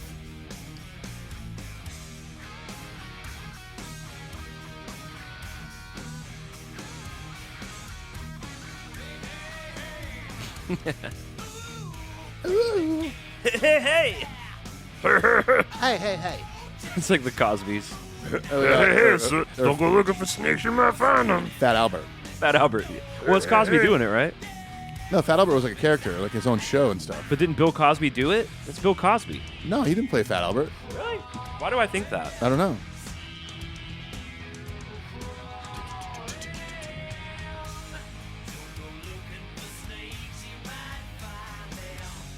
Fat Albert and the Cosby Kids. Wait, so he did the voice? Fat Albert and Cosby's Kids is an American animated television series created, produced, and hosted by comedian Bill Cosby, who lent his voice to a number of characters, including Fat Albert himself. Dang it. Listen. I'm wrong. I admit it. I accept it. Ever since that Alice in Chains said it. ever since that Alice in Chains debacle, I'm second guessing myself.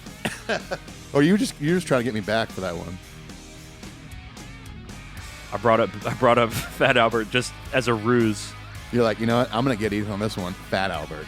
See, the key change, the solo over a key change is very Guns N' Roses. It is, yes. I don't think they did much of that in the 80s. Metallica, I mean. That's kind of a slashy solo too. The first half. A lot of the soloing is just kind of bare bones pentatonic rock and roll. Yeah, blues scale. With a wah, which is A-okay with me. That part's a little weird. Like, it's kind of like funky. It's kind of cool octave stuff happening in the right channel. I love this chorus.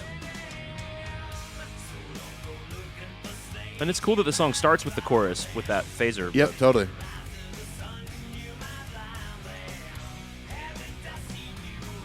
See, the chords are moving ba-boo-ba. I don't think they'll do one again, but...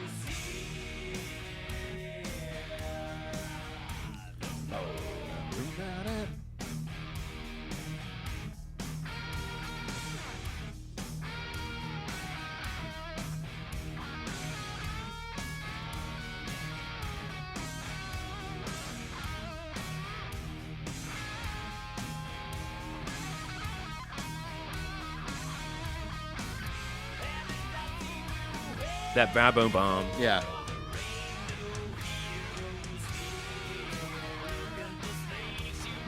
See, what's cool is you can sing the chorus over the verse. Right, yeah. To the sun, you might blind them.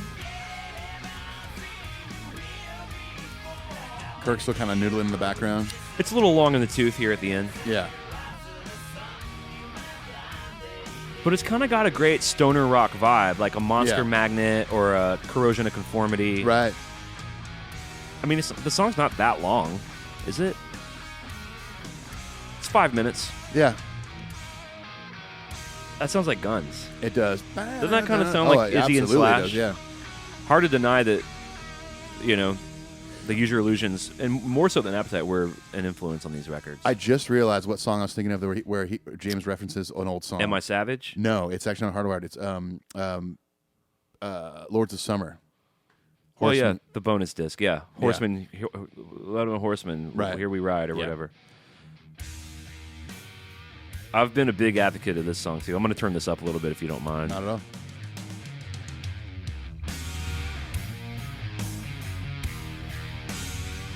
So groovy. It's a pretty cool riff, and that's a Yeah. hard riff to play slow like this. You tend to want to That's a hard. be on top of this. It's hard to lay back on drums Right. this slow.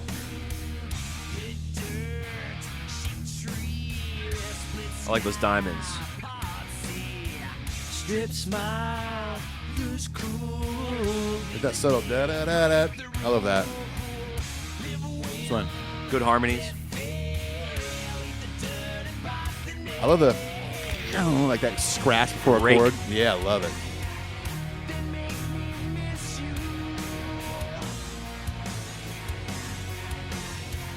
A lot of Alice in Chains vibes on this song. Yep, the IEI sub. Cool pre. So wash your face away with dirt. She even says dirt. Yeah. What'd you give Slither, by the way? 7. 7. I'm going. Love this chorus, dude. Come squeeze and suck with me, I'll do 7 too. baby. Man, I wouldn't mind trying covering this one. Ooh, I would love to hear that. It'd be a tough one. It's a tough one. Not dude. even sure what even style of music I would do it in, but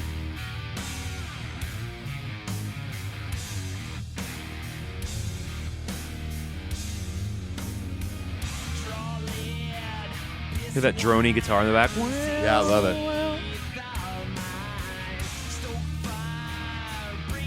Yeah, this is why this is such a good headphone record. There's so many little things you may not notice if you're just listening in your house or in your car. A lot like Load, a lot of open hat. Oh yeah, Love that fill.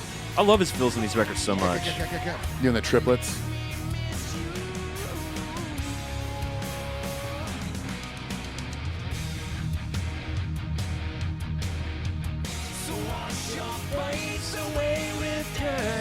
Good harmonies, Yep. too. It don't feel good until it hurts. I love how one guitar is going down, the bass is going up. Right. It's mixed pretty good too because it doesn't poke out. No.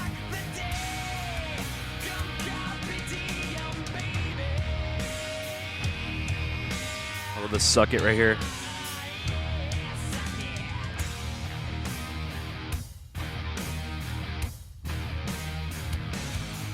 This is a heavy section, man. Very heavy. Like this kind of stuff reminds me of like a super heavy version of like Clutch or something.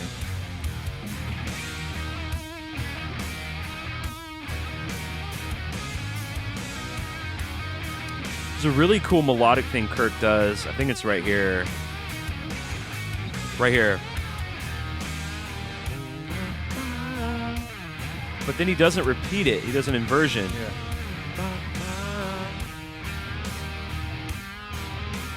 And they put a harmony on it. It's like it goes major there for a second too, which is so cool. Well, because just playing with that third. Yeah. Like bending that third in and out. Love this. I do this in solos all the time. Boxy lady. Listen to this.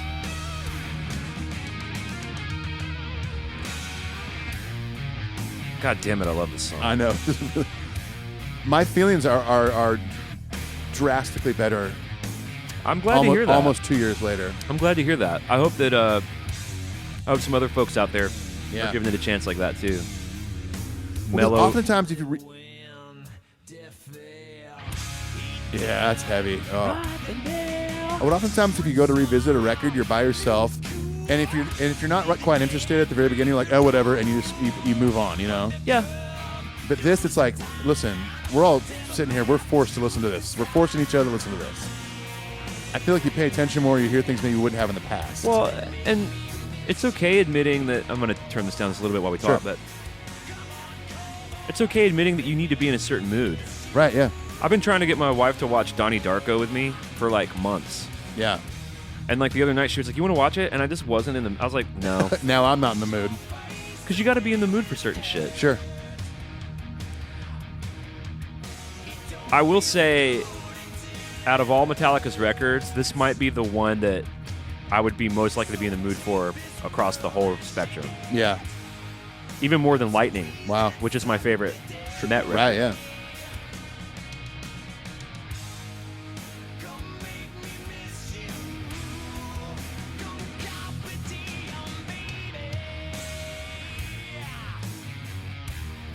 No, this song's pretty long. 6 minutes. Yeah. Well, it's also a lot slower than, you know. It's slower. It's very slow. It's definitely not the longest song on the record. Oh, no. Unforgiven 2's longer. Yep. I don't notice that it's longer. I don't either. I give that one a 10. Speaking of slow, you give that a 10? I'm going to give it a 9. Okay. That's higher than I thought you'd give it, so I'm happy. Yeah. This is very Alice in Chains. They used to jam on this like during the cutting stunts and stuff. Right. During that tour, they weren't coming out to Ecstasy of Gold. This reminds me of... Came out and do the Bad Seed jam. This sounds like Guns. That straight up does. But you were talking about Dirt. Or Rain When I Die. Yeah.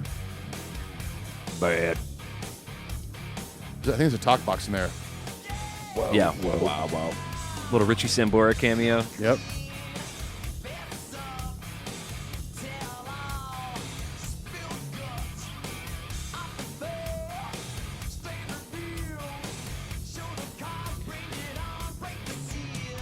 So this is the Carnival Barker.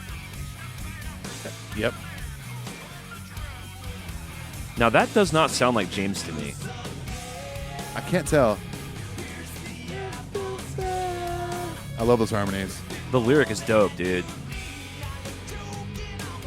Swing the noose again, pierce the apple's skin. Yeah. You bit off more than you need, you're choking on a bad seed. That's fucking badass. That's really good. It does remind me of the gun song Bad Apples. Oh, yeah. It's on Use Your Illusion 1. It's a shame they don't play this. It's a shame there's a lot of these ones they don't play. At least for like the rock and roll club shit. Like, yeah. The 30th anniversary shows and whatever. Right, yeah. Listen to this. Who is this?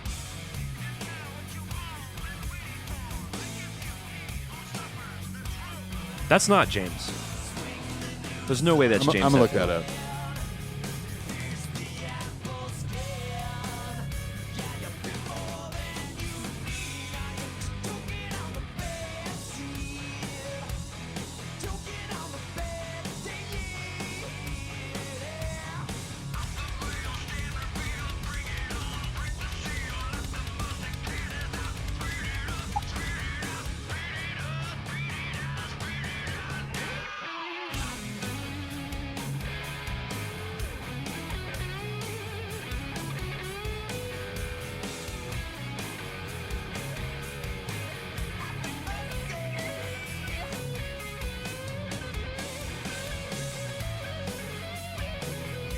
Really cool back half of the solo. Yeah, it is.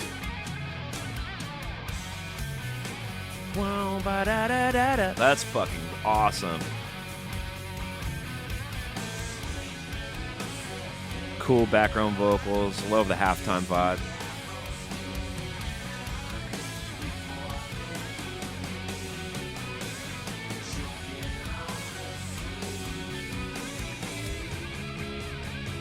That sounds like Guns to me. I know I keep saying that, but There's such a lot. There's elements of Alice in Chains, Guns N' Roses.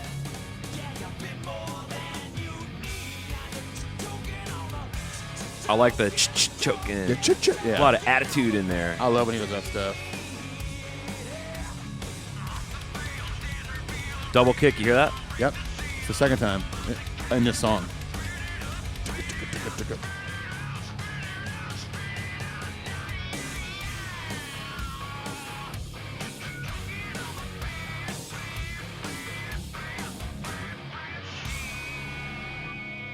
I give that one.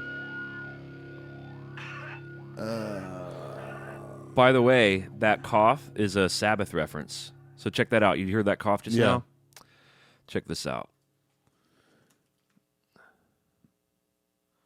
Sweet Leaf, I think. Yeah, check this out.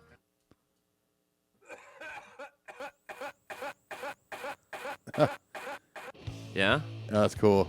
So check out, now that you just heard that.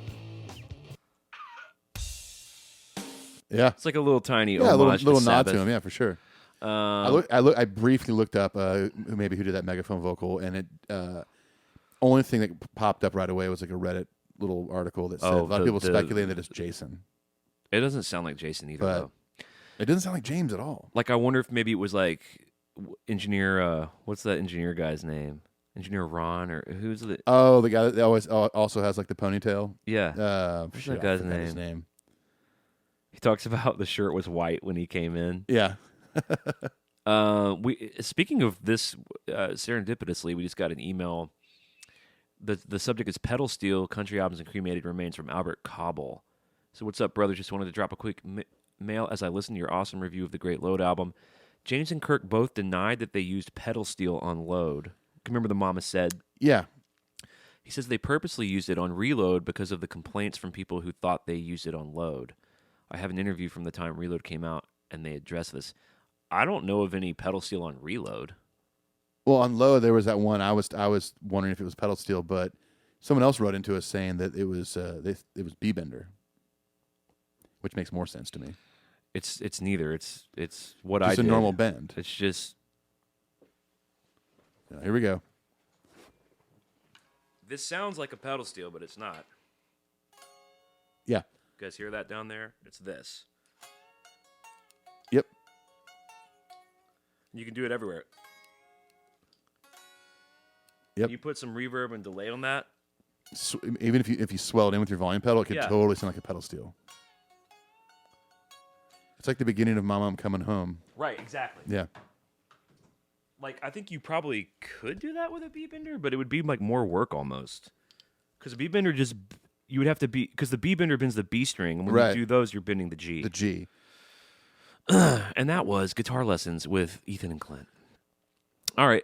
See, here's an interesting point to ponder here. Okay. This is basically the equivalent of the turning point of Load, where we kind of started to be like, Yes. So we're having a similar thing here, but I'm not as tired at this point as I was with Load.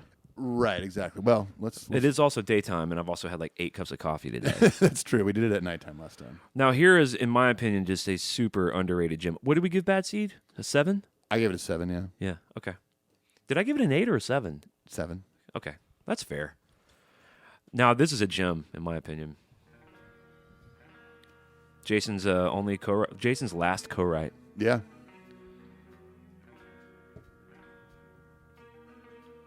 Really creepy song. Very creepy intro.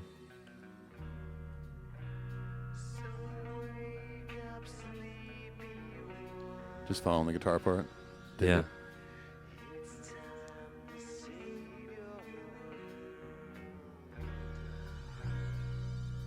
More phaser. It's not a flanger. And only on the cymbals. Yeah. I like that scratch. We'll do it again right here.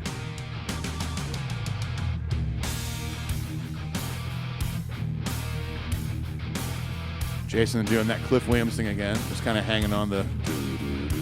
Shoveling eighth notes is what we call them. Right. Shoveling eighth notes. Shoveling eighth notes. Yeah. Definitely an Alice in Chains harmony. Oh, yeah. Like an unusual, creepy harmony. It almost surprises me they didn't bring Jerry Cantrell in to do that.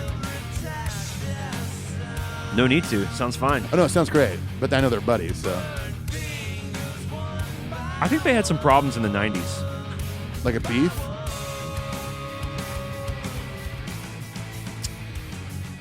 I mean, I know that the Metallica showed up for their Unplugged, which was 96. Oh, that's when Mike Inez on his bass wrote Friends But that Don't was Let Friends friendly, Get- though. Yeah. Friends Don't Let Friends Get Haircuts. But I know that, Alice was supposed to tour with them on the Black Album tour, but had to back out because Lane was fucked up. Right. And James, on stage was they were playing Man in the Box, and he's like, I'm a junkie.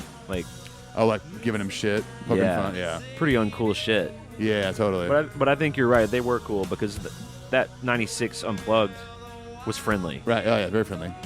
And obviously that's, Well, they also had Jerry on their cover of Skynyrd on Garage Inc. Yeah, Tuesday's Gone. Jesus Gone, that's right, yeah. So that would have been a year after this. So yeah, they're cool. They could have had Jerry. Yeah. Why not? They had Marianne Faithfull. That's right. And if you're going to get Marianne Faithfull, the next logical step is Jerry Cantrell. It's like the 7 degrees of Kevin Bacon. Right. To get to Jerry Cantrell, if you get Marianne Faithfull, you're right there. Oh, you're yeah, right at Jerry Cantrell's door. Yeah, exactly.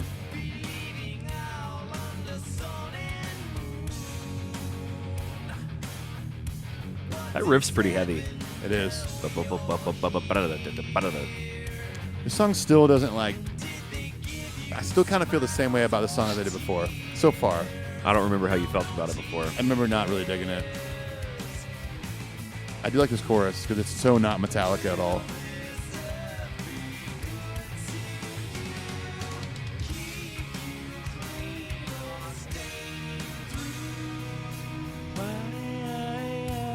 That's so cool. Yeah, that part's cool.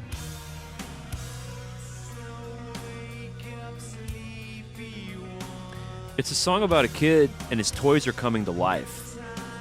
Toy Story. But they're telling him on his level, it's time to save your world. You're where the wild things are. Toy Right. soldiers off to war. They're all going to war together. It's very nightmarish and dreamscapey. James could have used, to infinity and beyond. This predates Toy Story. Yeah, I guess it was Toy Story was 98, 99, I think.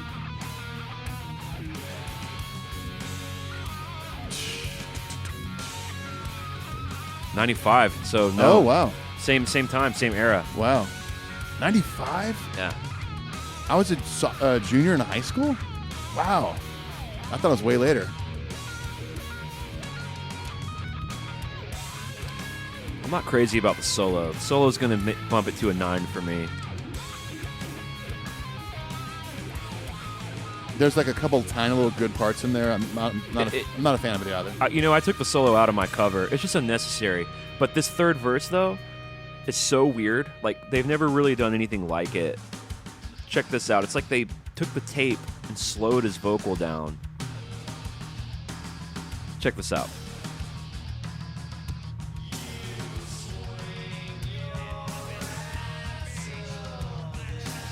It's like a little behind. Yeah, totally. It's not on this. Yeah, it's creepy. Yeah. Eighth note Jason World back there. So you got this other James vocal.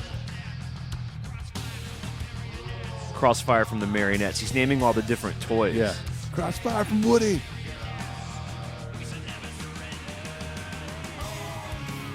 I don't know. I just feel like from a songwriter standpoint, writing it from the perspective of a kid who believes all that's real because he's having a dream. I think that's cool. It's a great premise for a song. I think lyrically it's cool.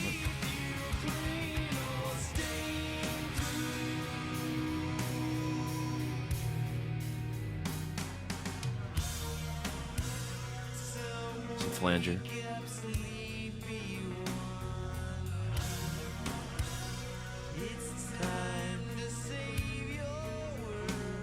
Great vocal here too in this line.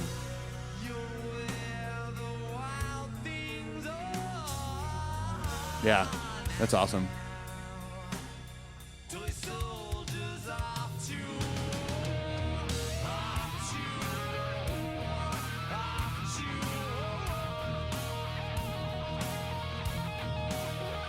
Much cooler solo here at the end. Yeah, absolutely.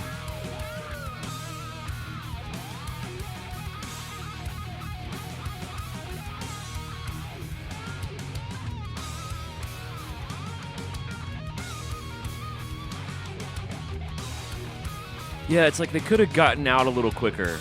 Yeah, this song's a little too long. I'm giving it a 9 though. I've just always loved it. It's one Going of to my 9, favorite. okay. One of my favorite Metallica songs. So close your little You're not gonna like this. I'm going 6. Oh, I thought it would be much worse than that. Really? I'll take a 6. I thought you were gonna give it like a 3. No, I haven't gone below a 5.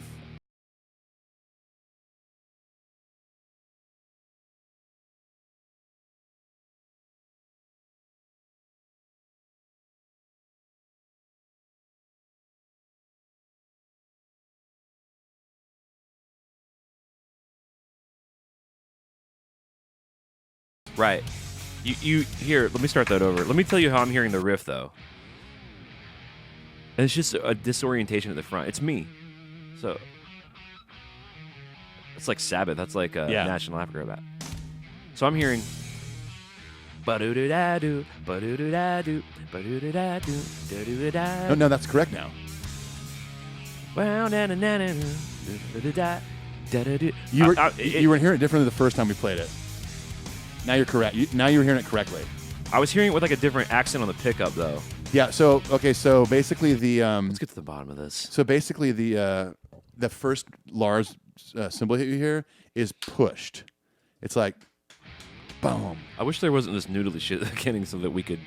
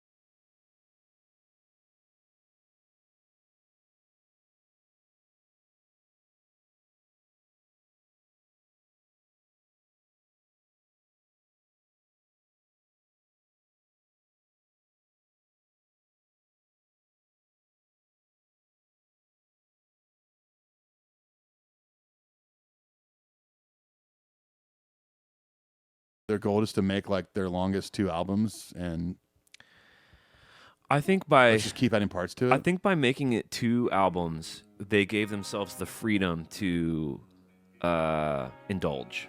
Right. And I think that was the idea. Like, instead of, everyone says they should have just made the one. Right. It could have been it's the same thing with the White Album. Right, yeah. And there's this great quote with Paul McCartney. He's like, yeah, we could have taken the best of all that and made one Beatles album. He's like, but it's the fucking White Album. All right. More technical difficulties Sorry, there guys. for a second, but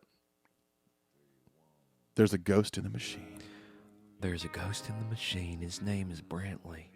He's just looking for Jason. Brantley, it's Jason. Listen, are you a ghost now? Call me by. Hey, Jason, it's Brantley.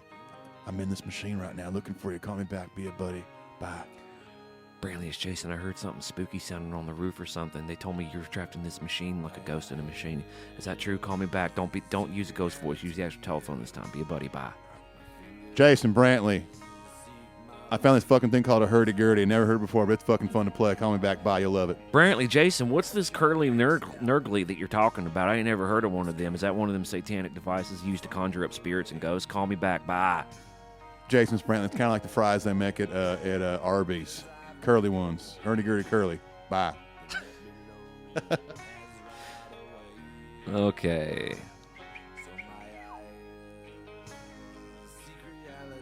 I love how low this is for James's voice. It's really hard to sing. I'm sure, yeah. See, but what's clever about that, if you can get away with it when you're writing, is if you can really pull off the low thing with some character, it gives you this great runway to go way it's up. a nice reveal, especially when it's like that, where it's like a key change. Right. Well, it goes major. Or it goes minor, I mean. Yeah. I love when songs do that. It's hard to pull off. Yeah. Oh, yeah. There's a Hall & Oates song that does it. I can't remember which one it is. It's, I'm sure they've done that kind of stuff. I Can't Go For That, I think. I don't know.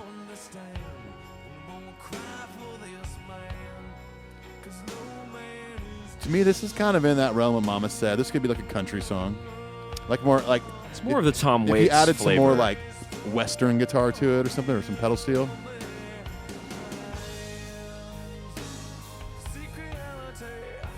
I love this recording. Yeah. When I was a kid, I loved this song so much.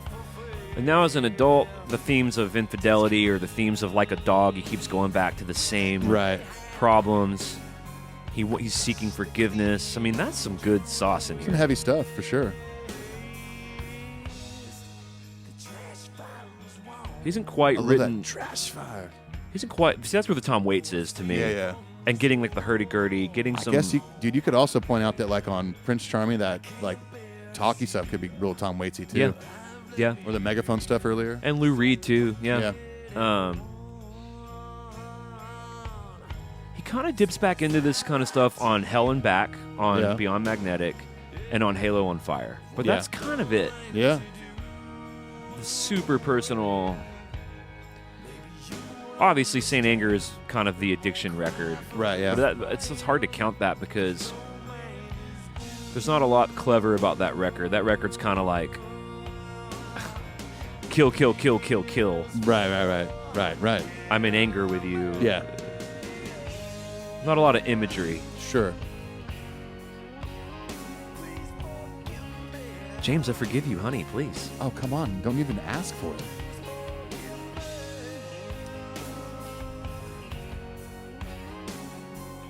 Did we rate the last song? Prince Charming? Yeah. I don't think so. I'm giving it... I'm going to give it probably a 6. I was going to go 7. I'll go 7 with you. Because really the only thing I don't like, 2 things, is a little too long and then the talky part. That's it. Everything else I love.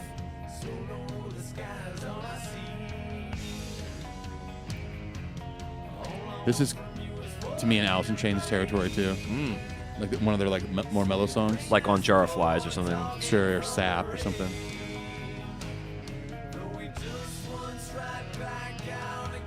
This leads up into a great verse. Did you ever get into that Sap EP, Alice in Chains? Loved it. Where it's basically all Jerry Cantrell singing except for the last song. Yeah, it's got me wrong. Turning this down while we talk. It's got me wrong, brother. Yeah. Right Turn, and Am I Inside. Yeah. Yeah, it's cool. They're such a cool band. I prefer Jar of Flies, but I love Brother and Got Me Wrong. Yeah. I guess they were doing this thing where they made Facelift, then they kind of made Sap, the acoustic guy. Right. Then they made Dirt, then they made another acoustic Jar of Flies. Yeah, totally. Then they made the Tripod self-titled guy, and then that was it. Yeah. At least for version 1.0. Right, exactly. Or actually, version 1.0 would have been Mike Starr on bass. Yeah. Version 2.0 would have been Mike Inez. Mike Inez, yeah. But Mike Inez came in on Dirt, I think. He was on Dirt. Okay. I know he's on Jar of Flies. Yeah, I think Mike Starr. Is that Mike Inez on Wood? I believe so. Sorry, Low Man's Lyric. We're talking about Alice in Chains.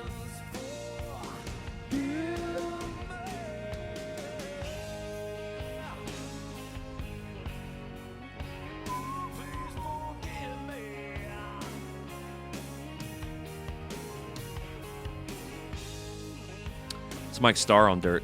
Oh, he did play on that. Oh, okay. Maybe he did tour it or something. That's crazy. Wow. I thought it was earlier.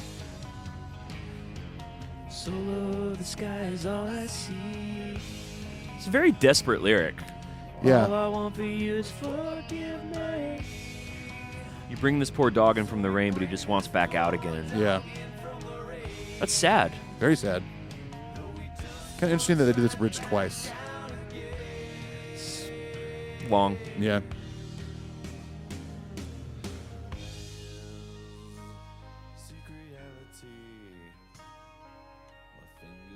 Really great, delicate playing by Lars, too. I love the part fingers. Yeah. It's cool. That's the thing, is like putting that kind of sauce and character into a vocal is what. If he was just going, my eyes seek reality, my fingers seek my vein. Yeah. All that. My eyes seek reality. Yeah. It just automatically character, adds drama, and it's got something to hold on to. It makes it worth listening to. Yeah, absolutely. Even if as a storyteller and a songwriter, you know it is when you write songs, the whole song may not be like a big confession letter that's personal. Yeah. Maybe there's some truth in it. Maybe he heard some Tom Waits stuff or that kind of Nick Cave lover man stuff. Yeah. And then he put his own thing in it, but he's playing a character too also. Yeah, exactly. And that character is kind of that. He's storytelling. Yeah, it's cool. Yeah.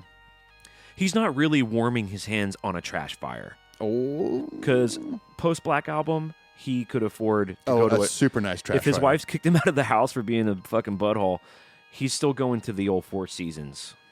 Where, where they have central heating and air. Or he had a solid gold oil drum to light his fires in. Right. And that there was the hurdy-gurdy. All right. I'm going to give Low Man's Lyric an 8. 7. Okay. Again, higher than I thought that you would give it. This is an underappreciated rock song, dude. You know my feelings on this. I love this song. I know you love the song. I do too. I love that the New York fan chapter named it New York Attitude. Yeah.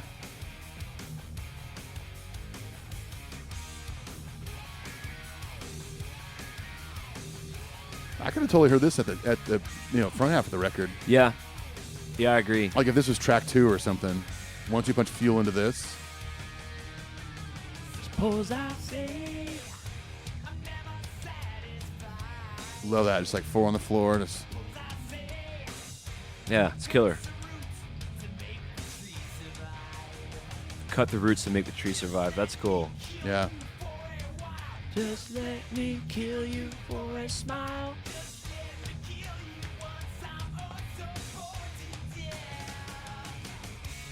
Love that halftime.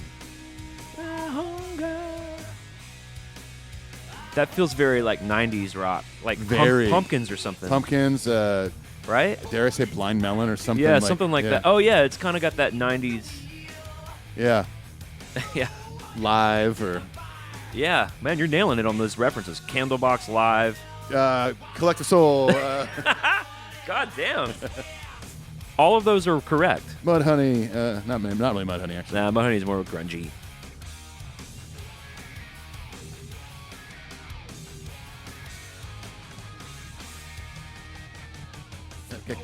Get. Love that.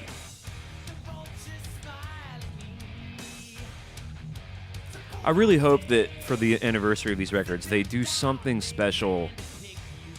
Even if it's just a club, even if they go back to Webster Hall or Exit In Nashville, that'd be fine. Or HQ2 or my bedroom or my butt. Totally, exactly. Hopefully we're still recording. Okay, great. All right, here we go. It's totally a 90s thing. Yeah, everything you said, you nailed it. Collective Soul, Live, Pumpkins Blind too, Melon. though. Pumpkins. Candlebox. Now maybe. I loved that Far Behind song. Far Behind was great. I've mentioned this I think a few times, but I saw them open for Rush a long time ago. It was my first arena show. They opened for Metallica. When Alice in Chains bailed because of Lane Staley's drug problems, Candlebox is who replaced them. That's crazy. I doubt it went well for them.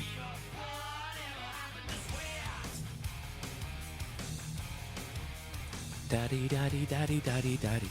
Beep-bop, beep-bop, deep-tap, deep-tap. I love the dual solo. They're not playing the same thing.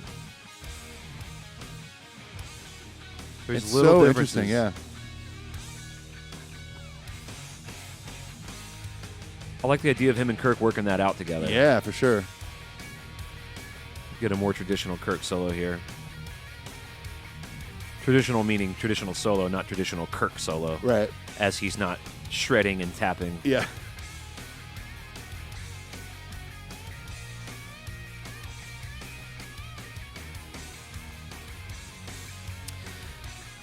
The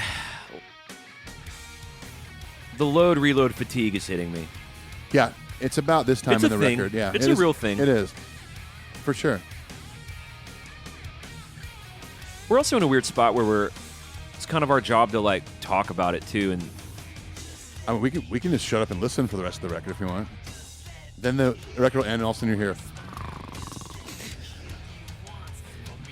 Brantley, Jason, wake up, call me. Hey, Bye. Jason Brantley, Fixer's real long, man. Bye.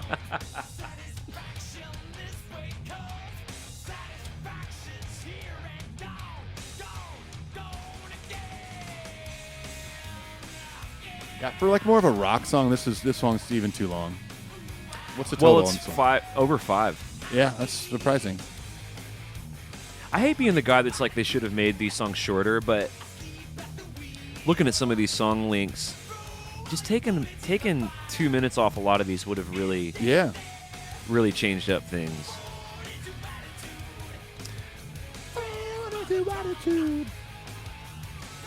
I mean, 2 of the shortest songs on the record are Fuel and The Memory Remains. I wonder if that's a coinky dink. Probably why they're the singles. Well, Unforgiven got Better Than You. Really, was Unforgiven 2 a single too? That Yeah, was, right? it was. Yeah. I mean, I'll take Attitude, though. It kicks ass. It does kick ass. Fucking rocks, and those guitars sound amazing. I'm going to give it a 9. I'll also give it a 9. Yeah. All right, well, and this obviously a big emotional highlight, not only for this record, but for this era of Metallica. So they got this, sounds like a back. It's almost similar to Blackened. It sounds like they played a thing, reversed it, looped it. Yeah. You got Kirk doing these big whammy. And every echo you hear from the delay, they pan it. Right.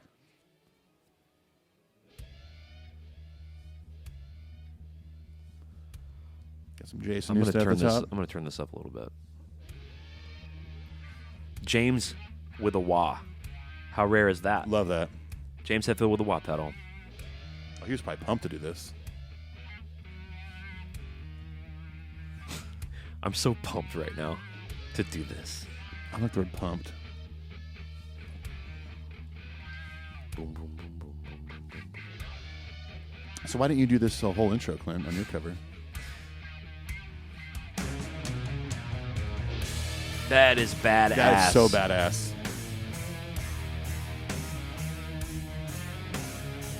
This is very Sabbath. Oh, I big mean, time. it's straight up. Big time. Fucking. Especially that da-na-na. And the harmony. Yep.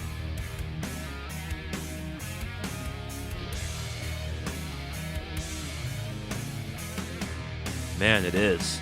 Oh yeah.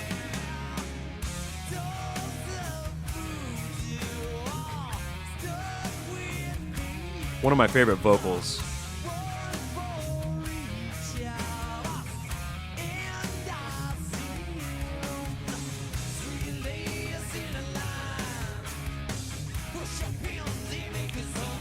A lot of sophisticated shit happening too with the crunch of the two guitars. Right. Yeah.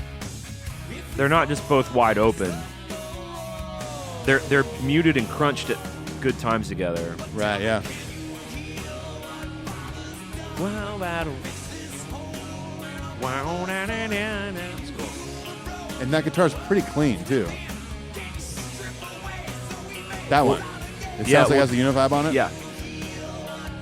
Yeah. Or like a whirly effect. That is a clean. It's cool.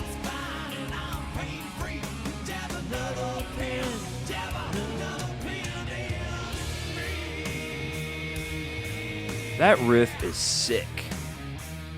It's great. It's so great.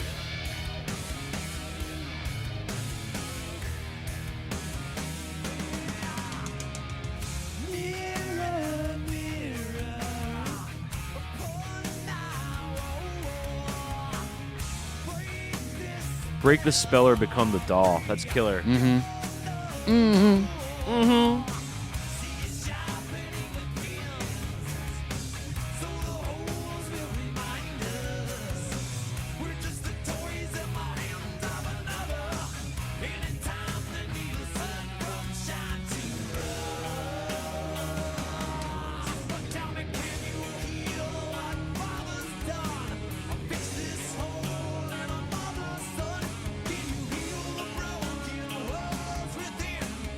It does kind of seem like if this and Outlaw Torn are going to be on the same record, Yeah. how do you compete? Pick one or the other kind of thing. If it was, if it was like one album. Yeah, like and Bleeding Me. How are you going to do that? 3 big epic. Yeah. I mean, just this and Outlaw Torn alone, they're both super long and epic, and yeah, that'd be a tough call.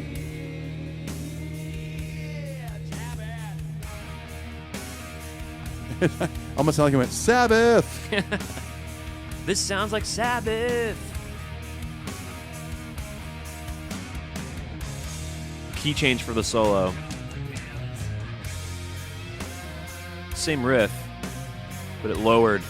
Right. Look at the slide guitar again. Yeah.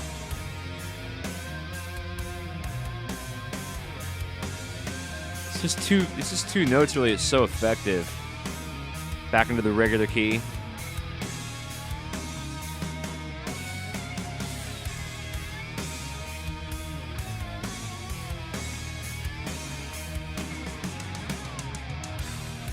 Great Larsville.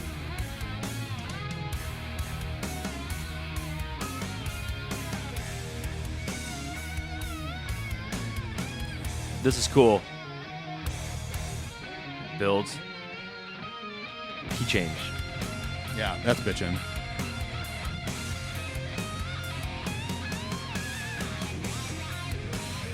It's like you gotta put that kind of TLC in these long instrumental passages. Oh yeah, to keep it fresh, keep their attention. Otherwise, it's just some guy going ding ding ding ding. Yeah. Kind of a It's re-intro. almost like this song. It's like a combination of like a big epic thing with vocals and then like one of their instrumentals. That whole section we just listened to was like even into this. Yeah, I agree. You know, like there's some like influence of Orion in there and stuff. Yep. James back on the wah.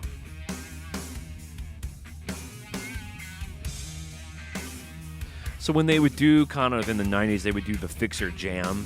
Right. I can't remember what songs they would do it on, but it was kind of this. Yeah. That just kind of pentatonic jamming in E. Yeah, E exactly. Flat. I mean, this kind of has a similar vibe to the end of Outlaw Torn, Jammy Jamerson. Yeah. That's But back to this riff, though. Into the bridge.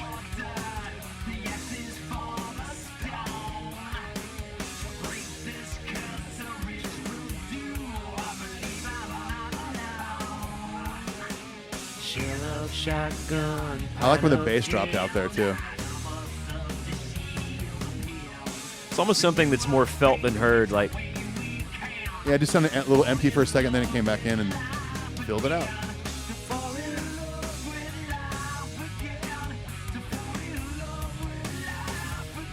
it's like Lars just hanging on with these fills and shit. Oh yeah.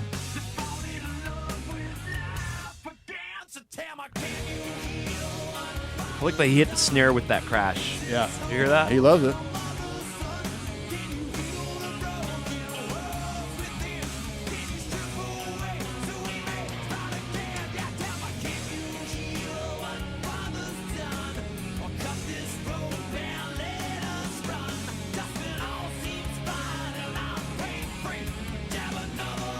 Goes into a double time thing.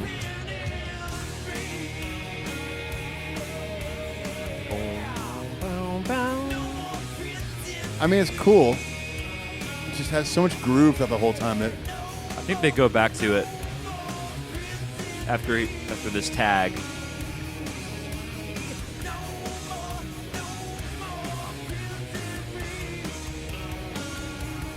think they go back to halftime here.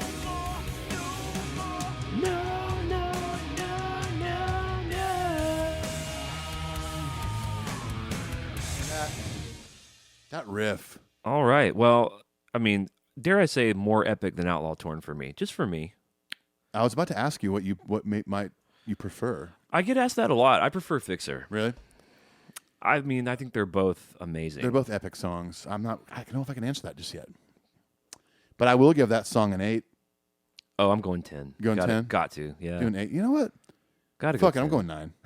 I'm going 9. And not because you did 10. There, I said it. 9. There I said it. 9. Well, that was fun. So, okay, so we did experience the load reload fatigue. Definitely, yeah. We're also, but as I mentioned earlier, in a unique spot where we're talking to 25,000 people, trying to entertain them while listening. Right. Me and you might have felt differently if we were having a beer and it was just me and you talking. But they're long. They're long records. They're long records, definitely. But we've been saying this for 2 years, but you don't have to listen to all of it. Pizza's in the fridge. Absolutely. I'd rather have this than not have it. I can tell you this 100% from our load and reload episode back in the day to this. I like both records way, way, way better. I didn't give anything below a 5. I only give one song a 5. That was Ronnie. Yeah. Everything else was like about 7 and up. Yeah. I mean, I'm in. And I bet You can call me a loader. Here's what I'll say about load reload fatigue, which I'm going to go ahead and trademark that. The load reload fatigue. Load fatigue, yeah. Whatever the songs are after about track 7 where we start to feel that. Yeah. Here's my challenge to myself and you and whoever is interested. Next time you're in the mood for these records, start with tracks 7 through 12. Ooh. Because okay. I bet the fatigue really isn't. Obviously, some songs are better than others. You think maybe the fatigue will still set in even if you start with track Yeah, 7? I think the fatigue has more to do with the whole record's long. I don't think it's like all the good songs are in the front. Right. I just don't know if that's the case. Yeah. Because for me, Where the Wild Things Are and Low Man's Attitude, Lyric there's a and lot of good stuff. Attitude and Outlaw Torn and Fixer, these are all songs on the back halves of the records. Right, yeah. Now that I'm much more of a fan of both Load and Reload, I've often joked about making Reload and make like the best of the two. It'd be a lot harder now. Well, now that we kind of, we've been asked to do that episode. Right. And maybe now that we've kind of, sunk our teeth back into those records, maybe that should be one of our next episodes. Are both records are what, 14 tracks? All right, let's make sure we get this just right. to double check. So Reload is 13 tracks and Load is 14 tracks. Okay. So that's 38 tracks. So it's 27 songs. 27 songs. So I mean, what would be fair? Like do a 12-song record? When Matthew Mayfield and I almost said famously, no one knows about this. We combined the Use Your Illusion records. Yeah, I've done that too. I think the rule we made was 14 tracks. Okay, let's do 14 with this. Oh shit! This won't be for a bit because we got a couple episodes lined up right now. But I would need time. Well, you're gonna have time. We got at least a few weeks. Are you saying that time is on my side? Yes, I am. I'm looking forward to that. So, so we'll do that. Let's do that. It's coming up weeks. soon. Now, Yeah. we have an exciting week. We're going to see Metallica. Yep. And we're throwing the biggest party of the year. And you've got a week of rehearsals. Yeah. There's a lot going on. We're going to see whoever of you decide to come to the parties again on Tuesday, the Birmingham show, Kerrigan's from 4 to 6. And then we're going to be hanging out at the show. I've got some Birmingham friends that can't make the party that have GA tickets. You'll be hanging out at the show. Well, maybe you too. Maybe. It depends on how long rehearsal is. Of course, at the Cobra, the party's going to be fucking off the chains. And then Wednesday hanging out before the Nashville show. And then we'll be at Bridgestone, GA, hanging out. So, you can hit us up on the socials if you can't make the party or whatever, you're coming in from out of town, and we might be hanging out by the sound booth or walking around with our friend Paul Mope. Wherever the nachos are is where I'll be. All right, here's what I'm interested in. If you're a person, and we get this all the time, but this is kind of a cattle call for if you're a person that is checking out Load and Reload like our friend Jeff. Right. And you're hearing it differently as Ethan has been. Yes. Let us know what that's been like. Yeah, for sure. You can email us at metalupyourpodcastshow@gmail.com. Really, any questions or concerns or thoughts. But since we're kind of camped out in Load and Reload era, which we didn't even really plan for that to happen. We didn't at all. No. We just thought, let's listen to a record.